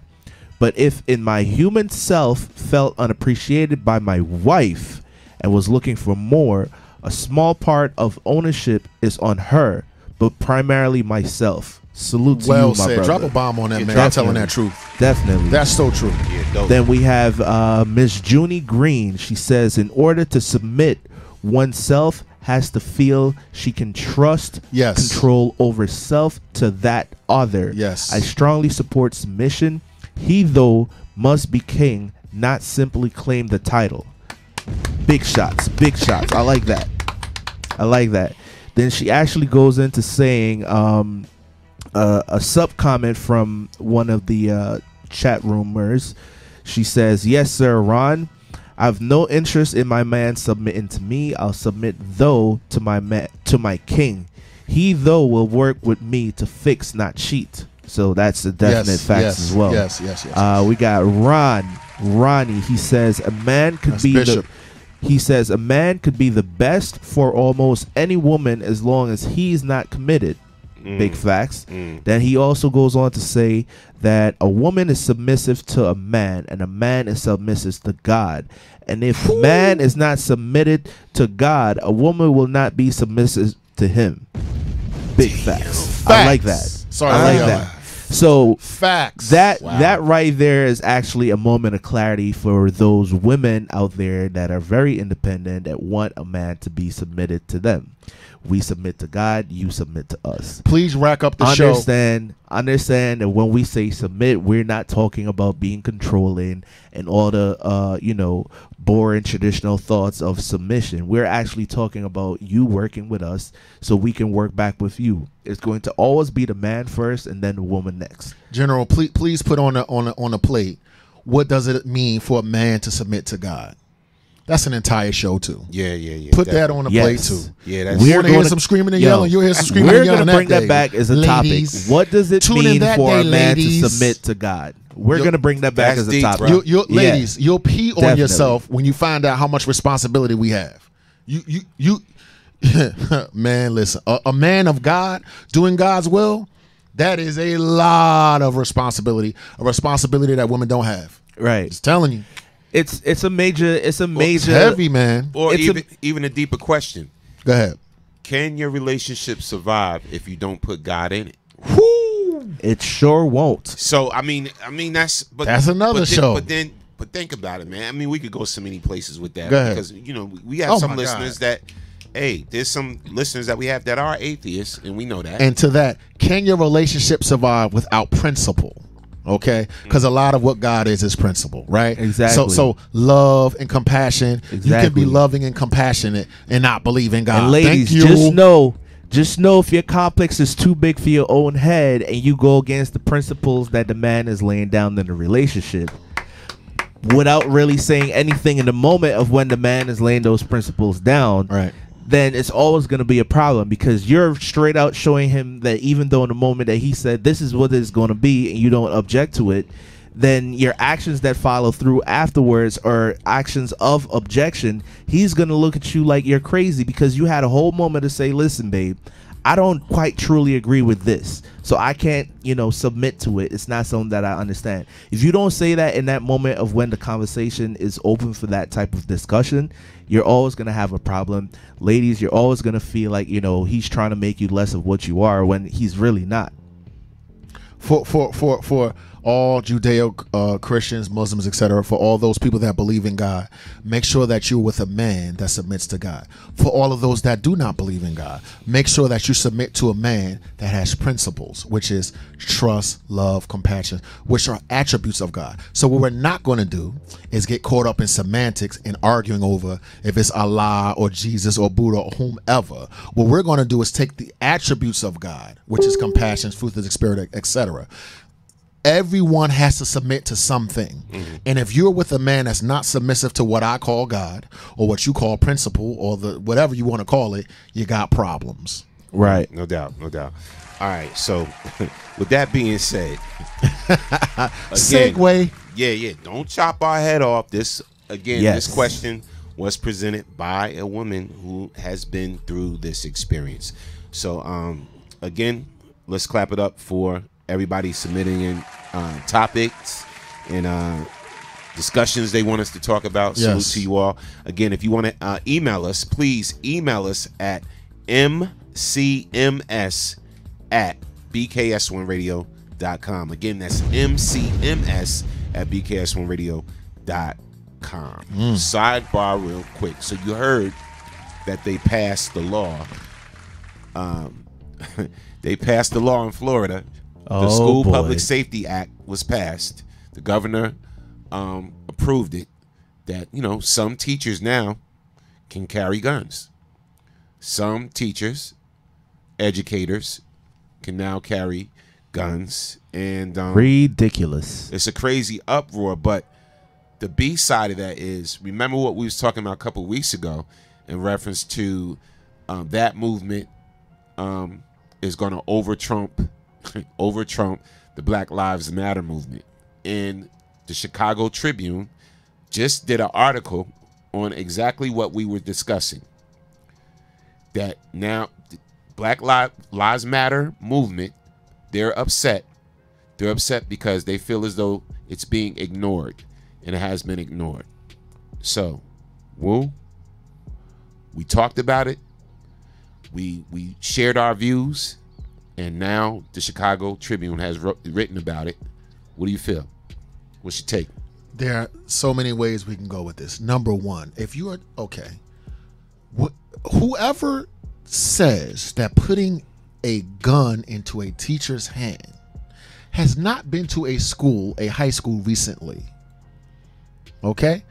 Being a teacher is a challenging, stressful, job that doesn't have much appreciation. You got to parent people that don't have parents, etc. Okay, there was a deputy, right, when he heard the gunshots on his latest mass shooting, refused to run in, right, because he was afraid. You're now going to arm overly stressed, right, unappreciated, overworked teachers that are barely hanging on. Now you're going to put the life and death in their hand so they can snap, or so they can say that my 15-year-old looks like a man or some beast because they're afraid. Now you not only want my black son and daughter to be murdered by the police, now you want us to shed additional blood, right, at the hands of some teacher that's afraid of a child that thinks he's an adult. That's the first thing. Second of all, in terms of the Black Lives Movement, while I applaud the Never Again, the young lady who said we are against this, our blood has been spilled in this country for centuries. This is a country that values the life of a dog more than they do black people, as Michael Vick. So you can forgive me if I say I told you so. if I'm not emotional. Okay? We have been calling for compassion, begging and screaming. And now that white people are involved, now what that says to me is that now, it has value. I know General's about to hit me in the head with, we need all people. Right? We need white people, black people, whatever. No. But why is it that when they say it, but bro, when they say it, it gets action. When I say it, I get more violence and ignored. Can we agree to disagree? One. And then two, let's be honest. Let's be honest. No matter how upset we are with how things are done in the system when it comes to our causes or whatever, we are always going to be considered in certain eyes as second-class citizens, right? At the very least, if not animals. Yeah, if subhuman. Yes. Savages. So what I'm about to say right now is going to be real messed up. It's going to be jacked up. Be mad at me, and if you're mad at me, call in. But it's the truth. The Black Lives Matter movement will gain some ground, will grow, will be listened to if more white people get involved. The Black Lives Matter movement will be heard if more white people of a certain level get involved. Is that the truth? Truth. All right. Am I lying? That's how Barack got elected. Okay. It ain't but 13 million of us. So, for those that's running these movements, Black Lives Matter and all this or whatever, the answer is, and I have to say this, is to not shut white people out or other people, other races out when they want to get involved with this movement and take a stance alongside of us or whatever. And I get you. I get some of the million. No, this is our movement. This is our cause. This is what we're going through. We understand it, and this. I get you. I get all of that. But look at what's happening. Look at what's happening. 17 children or 17 people got killed in this Florida shooting, right? Yes. Got killed. They got murdered, whatever. In a matter, how long ago was that? A couple of weeks. Couple of weeks. 1 month. 1 month ago? Yeah, if that. Already, major laws have been changed. New laws have been instituted. They are putting $400 million behind changing the way things are done in the state of Florida when it comes to school systems and when it comes to gun control laws. $400 million behind this. All right? And this was a month ago this happened.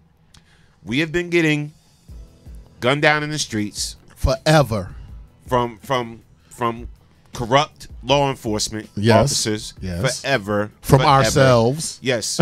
Right. Forever. We have ongoing gang violence associated with gun violence forever. Forever. Yes. And it hasn't been shut down. It hasn't been shut down. The laws have been changed. Nothing. So that goes to tell you that you have to have you can have a movement, but you have to have the right people involved with your movement that don't look like us. And this is real talk. In much the same way that there is a move afoot to decriminalize addiction. Why? Because white people are now suffering from what we have been suffering from, which is addiction. When it was us struggling with addiction, it was crouched as we are criminals that need to be locked away. They over-policed us, threw us in jail at incredible rates. Now our last governor, Krispy Kreme, thank God he's gone, now has these initiatives talking about addiction and talking about this and talking about that. When it's them, it's compassion.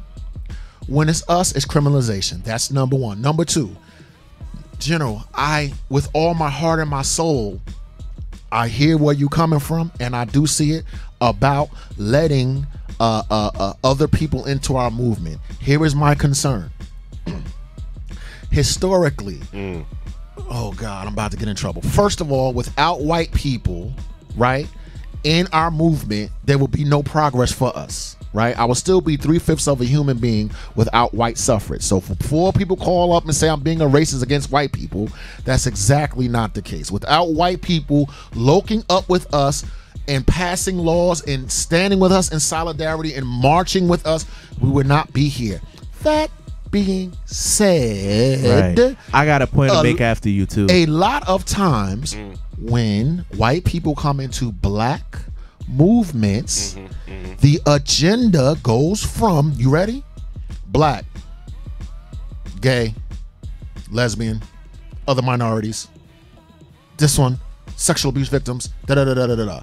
A lot of times, the straight arrow of we have issues in the black community gets watered down to other people in the community. Right. To wit, and then I'm gonna close with that. To wit, please do me a favor, go to the Anti-Defamation League, which is the organization that protects Jewish people. Knock on the door and say, hey, Jewish people, we're going to not only join your organization, but we're going to shift the topics from here to there. Never will happen, will it? Exactly. So I hear what you're saying, baby. I get you. And you Now- right, but I'm right too. Now I'm right too. Check this out. Check this out.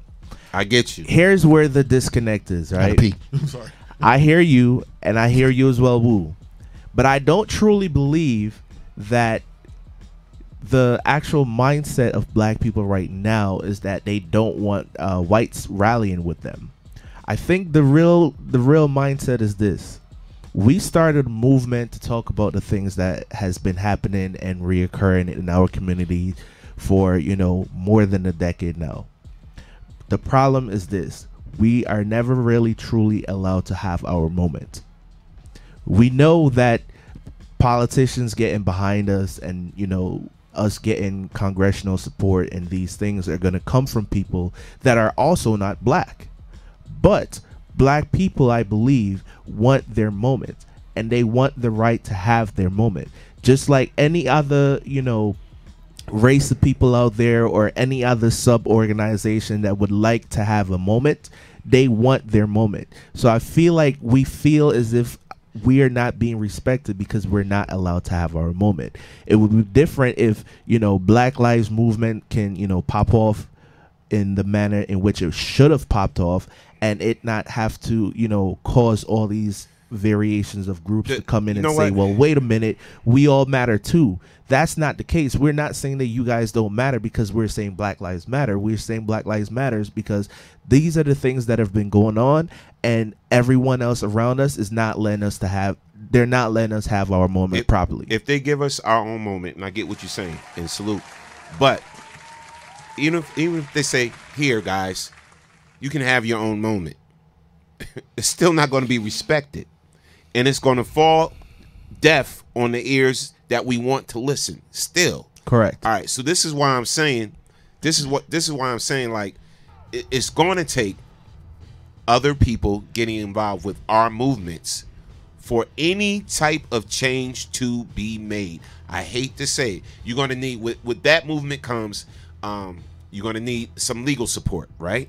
So can a black lawyer, and look, I'm being straight up, can a black lawyer speak the truth, carry all the legal support that's needed to get heard in certain areas of the government?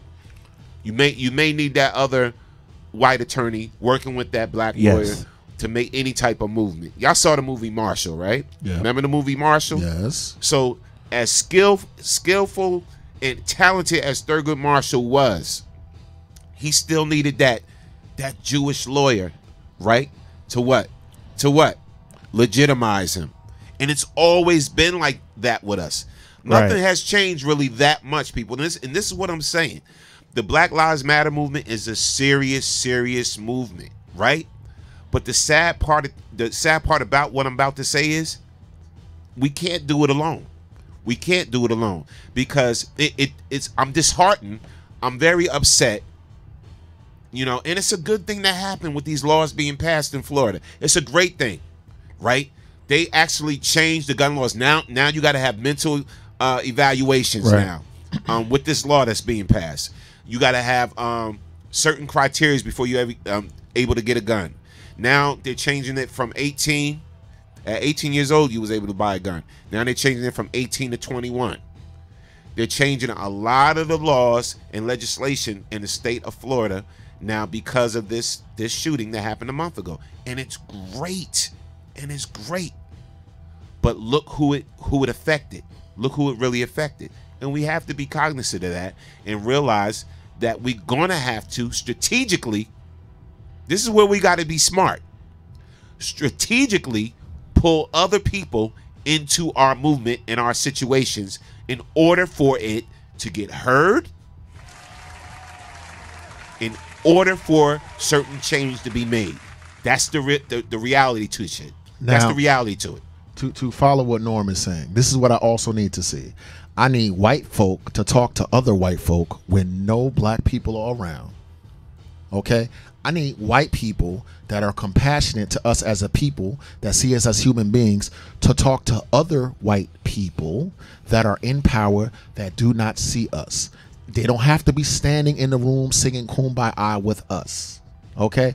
Historically, we have always been a very open and caring people. Hence my skin complexion, for instance. I didn't get this color, but that's another story. So while I do agree with what you're saying, right, that we do have to strategically work with other people, of course, as the angry black bitter man here, I would simply put this on the table.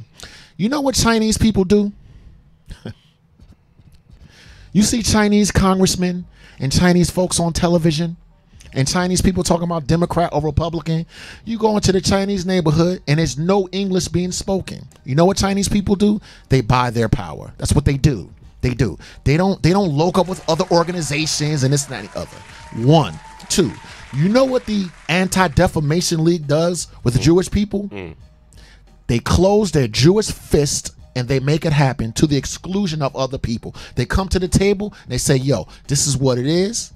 And they bring financial power to boot.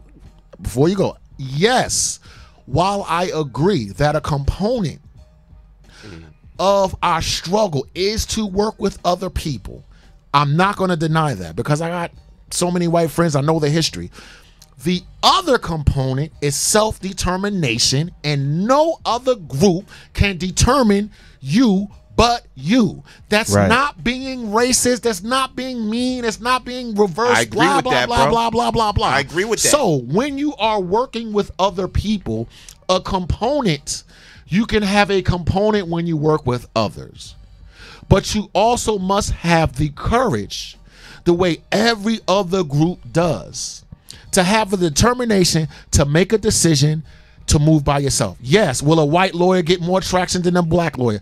But isn't it funny how Chinese lawyers that don't even know how to speak the language and don't claim Democrat or Republican gets laws passed for their people? Why? All right, check this out. Again, I'm gonna give you another simple situation like I gave the sneezing situation, right? Go ahead. In the last topic. Another situation, very simple. And this, I witnessed it myself. Always going to Portuguese restaurant, right? Spanish restaurant, right? When I go in and I order my food, I order my tray of food, I get the smallest portions possible.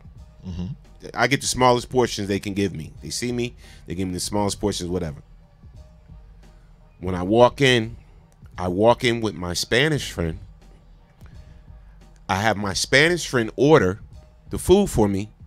I get extra meat, extra rice. I'm not mad extra at that. Chicken, extra vegetables, all of that. Right. I'm not mad at that. That was really a strategic move for me because I know that somehow, some way they feel some type of way about me for some reason. Go ahead. You know what I'm saying? When I walk in with my Yankee cap and my fitted on and you know what I'm saying, my hoodie or whatever like that, they feel some type of way about me. But when my Spanish friend goes in with me, I'm getting more food. Period. So, with that being said, we have to be more strategic in how we do things. And you said it earlier for another topic, we have to think like the enemy. We have to think like and the learn enemy. from your open enemy. So, I agree. if it is going to help our cause, if it is going to help our movement, if it is going to make a positive change in our situation, some things and certain beliefs, sometimes we do have to sacrifice. I'm just saying, bro. And as devil, first of all, clap that up and drop a bomb on yourself. But you know, there's a counterbalance and there's a devil's advocacy.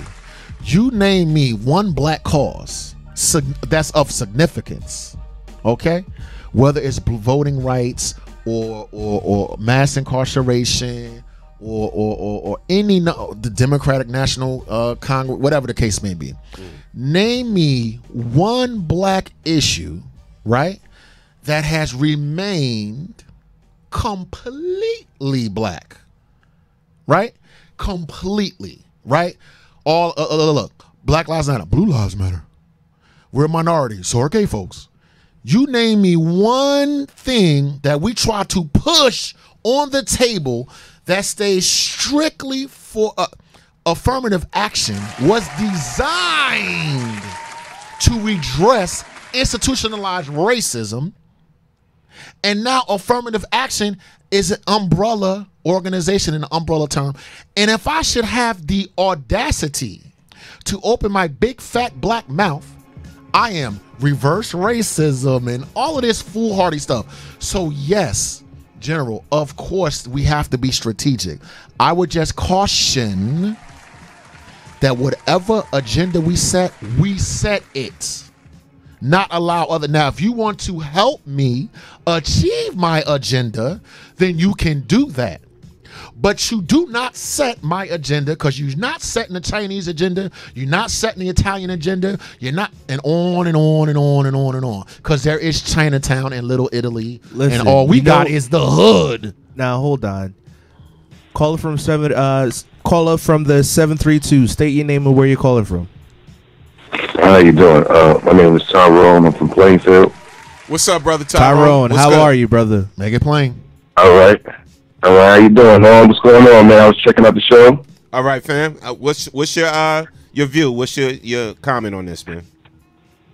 Well, I mean, I like what you guys are doing. I like the fact that you're challenging our community to actually get educated and get relevant on these issues, because a lot of things that you guys are speaking of, black people don't even have the time to listen to. 9 times out of 10 is because we're just trying to make it from one day to the next so we can feed our families. But when you wake up to what's going on in the White House, because there are things happening to white people, I mean, it's a start. But at the end of the day, you're absolutely right. We need white people to help push this movement forward. We always did, because this is their country. Being what it is, I mean, we happen to be occupants, but at the end of the day, they owe us a lot of money. They stole the labor. They did a lot of things to us. But moving forward, if we can use them to get things done, I'm all for it. I don't see why not. We just can't let them influence our agenda. Absolutely. And let's clap that up. I agree with you 200%, bro. And I appreciate you calling in. Sound like Deacon in general to me. That's what we talking about. Yep. I agree, Ty. Absolutely, man. Absolutely. So all right, now y'all keep up the good work, man. I'm proud of y'all. But like I said, man, this show need to get bigger, because this show should be in everybody's car, man. Like in everybody's radio. I agree. I mean, it's real informative news, and it's relevant issues for today's black family. And you know what? It's not.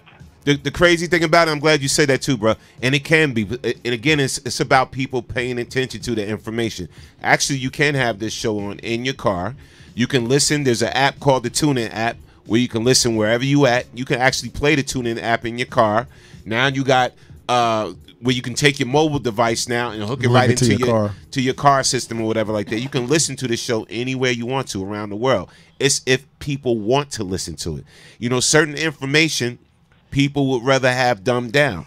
Certain information people don't want to listen to. Sometimes people rather hear the ratchet talk. Now if we were talking about sex every single day, you know what I'm saying?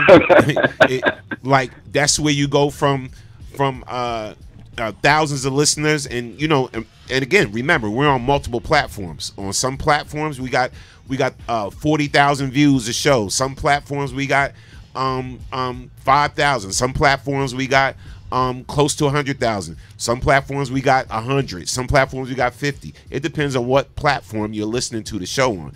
But it's up to the people. Yeah, what I was thinking more along the lines was something a little less complicated.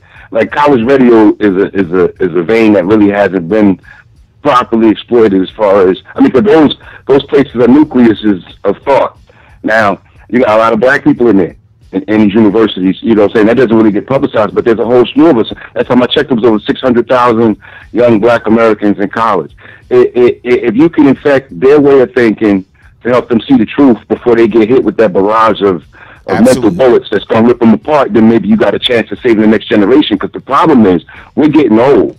And a lot of us, we weren't around our kids, so it's about to be a large information gap, almost 20 years between father and son. It's about to happen. But once we go, who are the father of these boys that are coming up, and where are they? There's no real male black presence out here unless you're at a Pop Warner event and stuff like that. You know what I mean? Everything has changed. Right. There's really nothing moving our society forward. We're just here. And I'm glad, you know what, bro? I'm glad you said that too. And because the generational gap is changing. This is why we chose basically an internet platform as opposed to an FM platform. FM is rapidly on decline.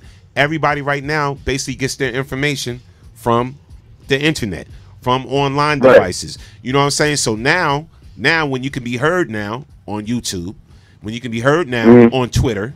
Our show is live right now on Twitter. It's live right now on Periscope. It's live right now on Ustream. It's live right now. Yeah, I saw you on Facebook, so I had to call. Yeah, and that's beautiful. Bang, bang. And you get callers when you get callers calling in from California and North Carolina, right? And over Hawaii, here, Hawaii, Trinidad, Germany. You know, and this is why we chose this route. And you know, we've been doing what we've been doing for 10 years, man. And we appreciate you calling in, bro. Definitely keep listening. Definitely. Salute to you, bro. Hey, did you guys link to other shows as well with the same kind of platform or agenda? Are you guys linked to different other informational programs? So if I'm scrolling past Alex Jones, I might just run across you. Absolutely. And those are found, you know, that's some technical stuff we can't get into on the air. But yeah, that's Yo, that's Ty, all being done. I hear you, sir. Yes. I hear you. We on the way, brother. Trust. Look out for us and spread All the word. now. Absolutely. And we can't sell out again to the wrong people. So there's reasons too why we are saying no to certain other platforms that want to pick us up. I hear you. Yes. No doubt. That's all I can say. No doubt. And salute to you, man. Keep on listening.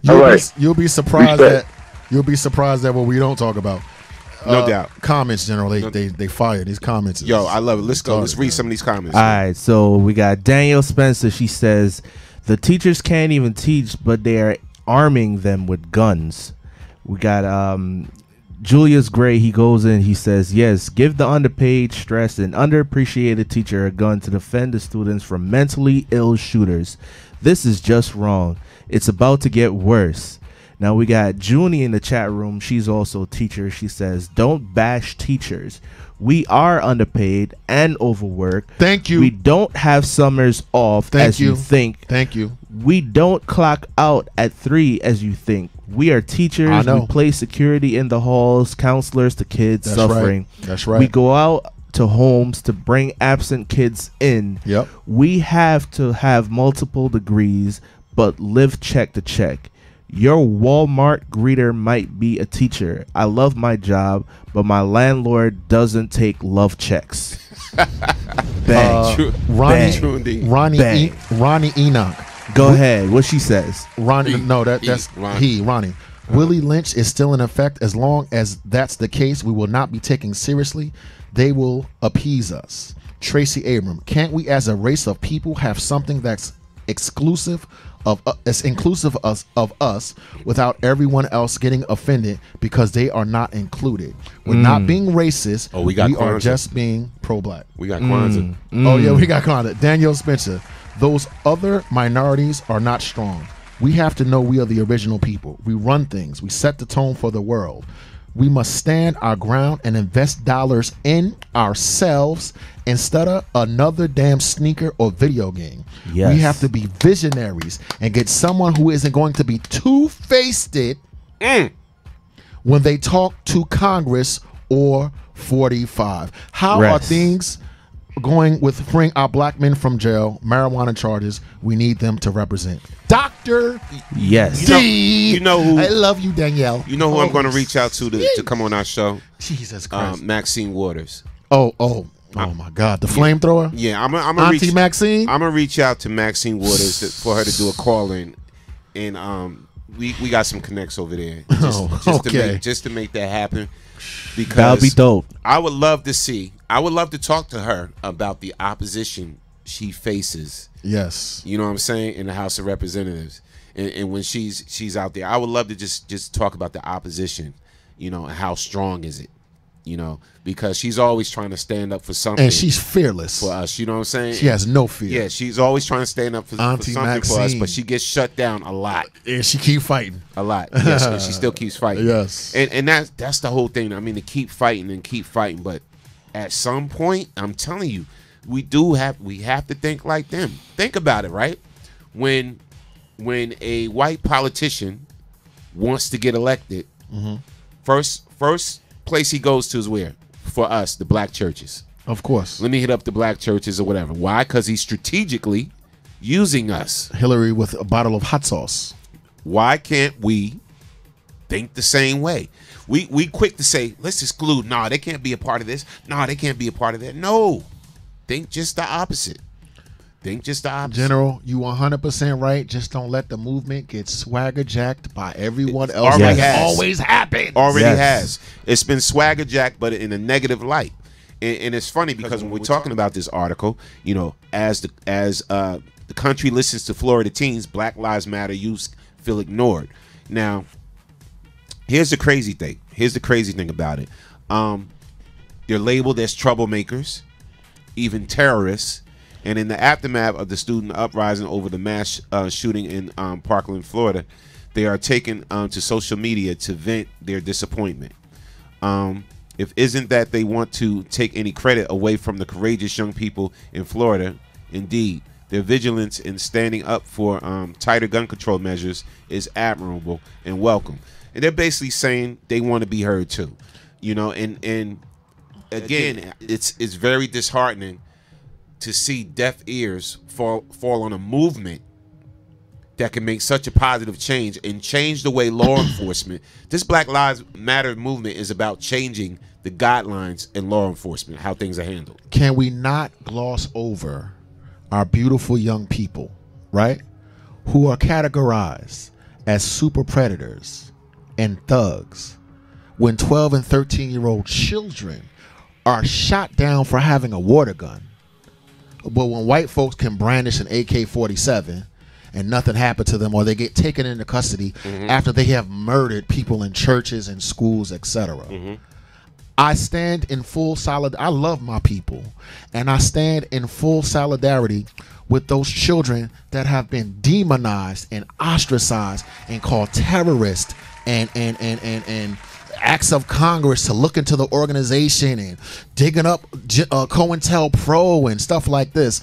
When one white sister can cry and get heaven and earth to move, Black mother's been crying forever. When our blood has been painting the streets red in our communities and their communities at the hands of the police and at the hands of everybody. Now you want to take this racist mindset and put it into the hand of a stressed out teacher so that we can suffer more bloodshed. Do more rallies, have another riot, and have nothing change. And then when I look over here and I see a beautiful white sister, heaven and earth moves. Excuse me. So sorry if I got something to say about that. My life has value. It always has, sir. So let me ask you. So I wonder, so Junie G in the chat, she's a teacher, and she was a former guest on the Man Cave Morning Show. Come on. I'm curious to see how she feels about teachers being armed. I'm just curious about that. And is there any positive side to a teacher being armed for the protection of their students and themselves? Listen to me. Listen, I hear what you're saying. We got to give counterpoint. I work in the mental health community with people that have PTSD, people that are trained to kill. How is it that I carry no gun and manage to survive? I hear what you're saying, but when I look at what's done to my children, I expect more of the same. I don't expect no cathartic moment. Oh my God, we're here to protect people. I see more blood running from my children. That's what I see. If you don't see it, fine. I'm not saying, you understand what I'm saying? But teachers are overstressed as it is. And to introduce that, listen, if you don't have a gun, Norm, you can't pull from it. You're going to see, and I'm not bashing teachers, I'm talking for teachers because I know teachers. If you put the gun in the hand of a coward, you're going to have more cowards killing more of my black children. I agree, take it no more. Stop. And what now check this out. All them white teachers against them white students. Do a pilot program in the white neighborhood. Check this out. Leave it out of my neighborhood. Hey, you stupid. Was it Martin that said violence begets more violence? Yes. So yeah, I'm gonna leave it at that. I want to stop bombing by I don't believe, I do not believe that arming a teacher is the answer to making a school more secure and safe. What I do believe is just like how you make us go through these little clown hoops of scanners just to hop on a plane, just to fly to a destination. Why can't we look at more civil ways of increasing and beefing up the security for our schools? If I gotta walk through a metal detector and then be fondled and then be wound down by some kind of metal, operative device to see what I have on me, why can't we have some of those techniques be introduced into the school? I know there's some that are already being, enforced in the, the public schools in the lower hood. But what about the upper hood where, you see less of this and more of this? What about that? Jay, that is how black people live our lives, okay?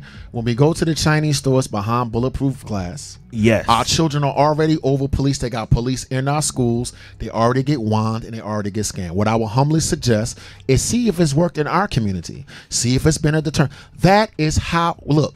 When we go to the bank, when I go to the white neighbor, hey, Mr. Jeffries, how you doing? Blah, blah, blah. I'm sorry, how you doing? In my community, it's behind bulletproof glass, armed guards, et cetera, et cetera, et cetera. So, has that been a deterrent in our community? That's the question I'm asking you. I don't know. Is it? Yeah, look, man. We went overtime today. Man. Both topics heated. Because men are dogs, no. Fire. Both topics fire. Just crazy.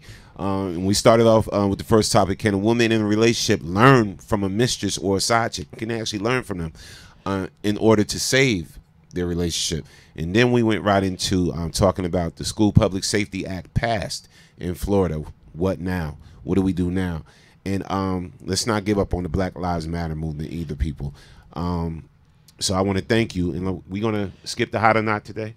No, we're going to go right into it, but keep going because I'm having some technical difficulties. It's all good, bro. Non-responsive software, but I'm working on it. But the comments from people are just amazing, man. Shout out to everybody that's on the Facebook check-in, the YouTube, the Twitter, the Periscope, the WBKS1.com, listening on the TuneIn app.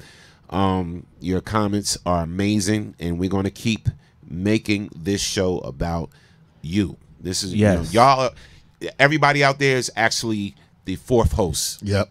You are the fourth host on the Man Cave Morning Show, and we are here every morning on WBKS1.com, the mother site, and all the rest of the platforms. So make sure you check us out, and we appreciate you all. And we do have a hot or not coming up. Yes. So our hot or not is coming to you by this artist. He goes by the name of Conscious Keys. If you're interested in finding him and his music, he's on SoundCloud, and I believe he does also have a YouTube page. His name, if you're looking for him, you can also find him on Twitter. I'm sorry. He goes by Conscious Keys. That's CONSCIOUS, all one word, Conscious Keys. Now, the track that he sent in to us today, that track is actually called 96 Blizzard. So I'm going to go right into that and give you guys a taste of this track. Let us know what you think, all right? DTV, Channel 7. This is the Tri-State Area's news leader, Channel 7 Eyewitness News, with Greg Hurst, Roz Abrams, Sam Champion with the exclusive AccuWeather forecast, and the Eyewitness News team.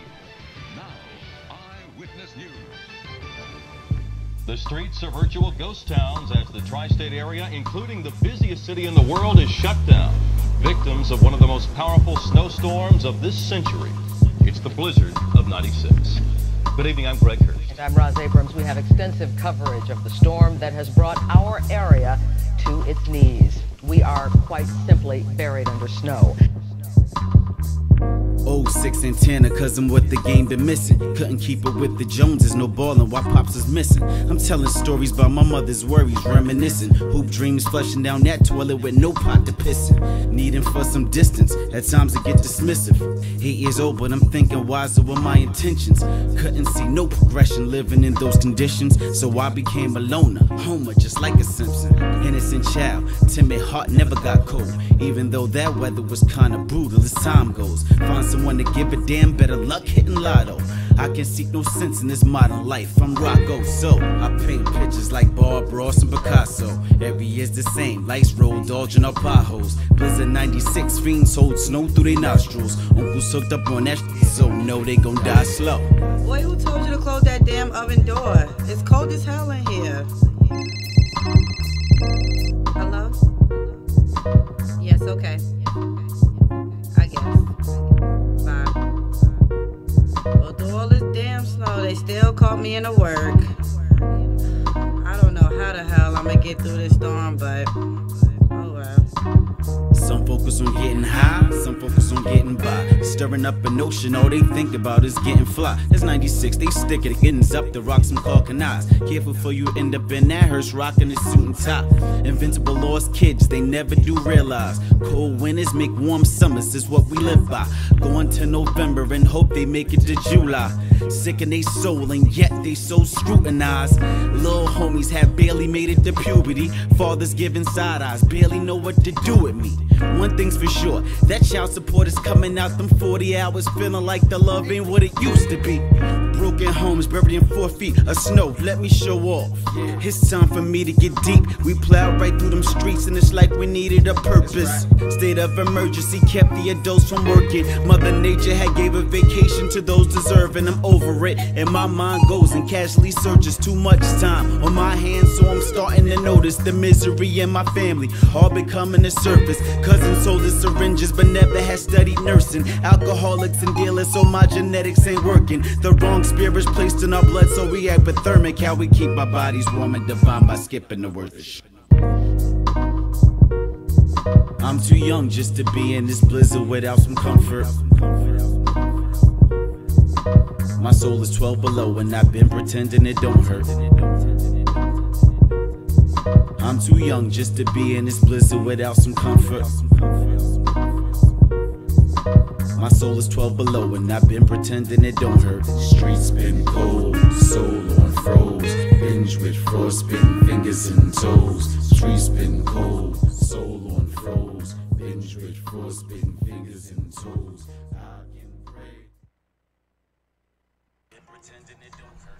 We are back. We are back. What do y'all think of That Hot or Not by artist? Let us know. Conscious Keys. It's called, what, 96 Blizzard? Yes, 96 Blizzard. That is the name of the track. Hot or not? Should we add it to the radio station's rotation? Yes, no, hot or not? What do y'all think? I'm gonna tell you right now what I think, man. I'm gonna actually say I like what he was talking about. I actually like the lyrics and everything. So me, my hip hop, love of hip hop and everything, I'm gonna say hot. He put me into the mind of Kendrick, shades of Kendrick with his tone. The lyrics was on point and on fire. Hot for me, most def. Dr. J? Yes, I'm going to go ahead. I'll follow up and I'll say it's hot too. I like this dude because from the background information that I was able to find, he is a millennial, and for someone that's in that millennial group that can deliver that type of lyricism, it's big. Yes. So I'll definitely say my boy is hot. Yes, sir. I don't know. Let's see. Let's see what the comment says. All right, so we got Paul Joseph Williams in the chat room. He says, yes, it's a hot. Then we also have Julius Gray. He says, definitely rotation worthy. We have Patricia Shell Givens. Shout out to Patricia. She says, it's hot. I like the vibe. We got Daniel Spencer. She says, nice song, We got Denise Sparrow. Shout out to Denise. She says it's hot as well. She says Marquise Chandler, airline person. Definitely. No doubt. No doubt. Salute. All right. So you know what it is. It's going to get added to the rotation. Yes. All right. Yep. It's going to get added to the rotation. And shout out to Conscious Keys. 96 Blizzard. You made it on the Hot or Not segment. All right. No doubt. No doubt. Make sure when you got your sweet tooth going on, you hit up Cranky Grannies. Yes. Cranky Grannies. If you got your sweet tooth going on, she makes the most amazing sweet rolls. So Cranky Grannies sweet and it's rolls, all from scratch with fresh ingredients. Is your go-to place. The toppings and everything are not artificial. All of it is from scratch. Great home cooking. Yes. Yes. Shout out to Sienna Dean. Make sure you hit up Cranky Granny Sweet Rolls at 609-401-0090. All right, so hit Cranky Granny. And trust me, if you're one of those sweet tooth lovers that, you know, is very conscious about your weight and sugars and all of that, she has something that is right up your alley. She is capable of making a vegan sweet roll for all of you veganers out there. Yep. Hit her up. Hit her up. 9,200 bucks. Hollywood.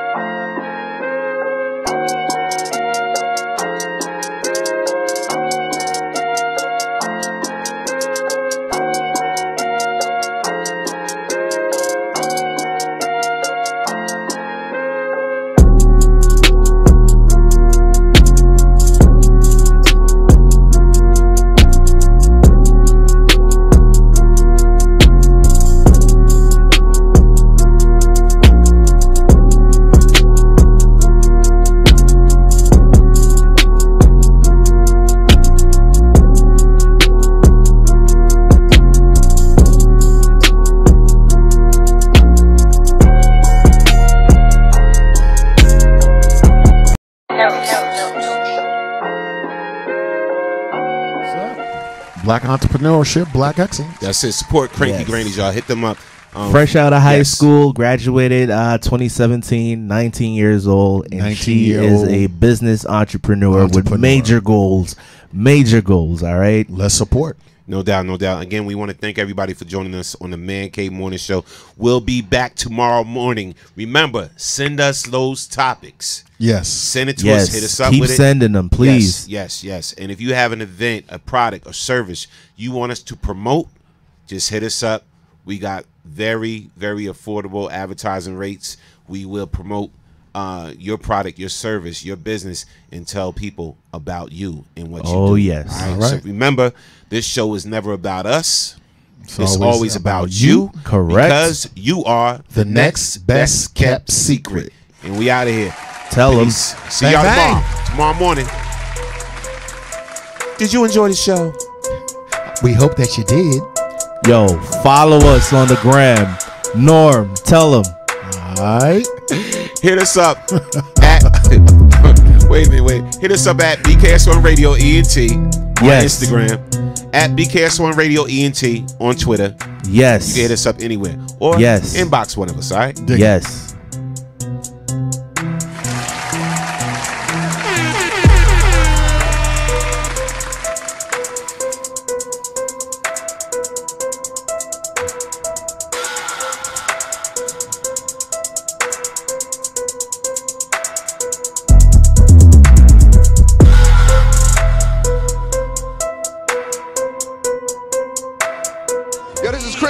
And you're on BKS1 Radio.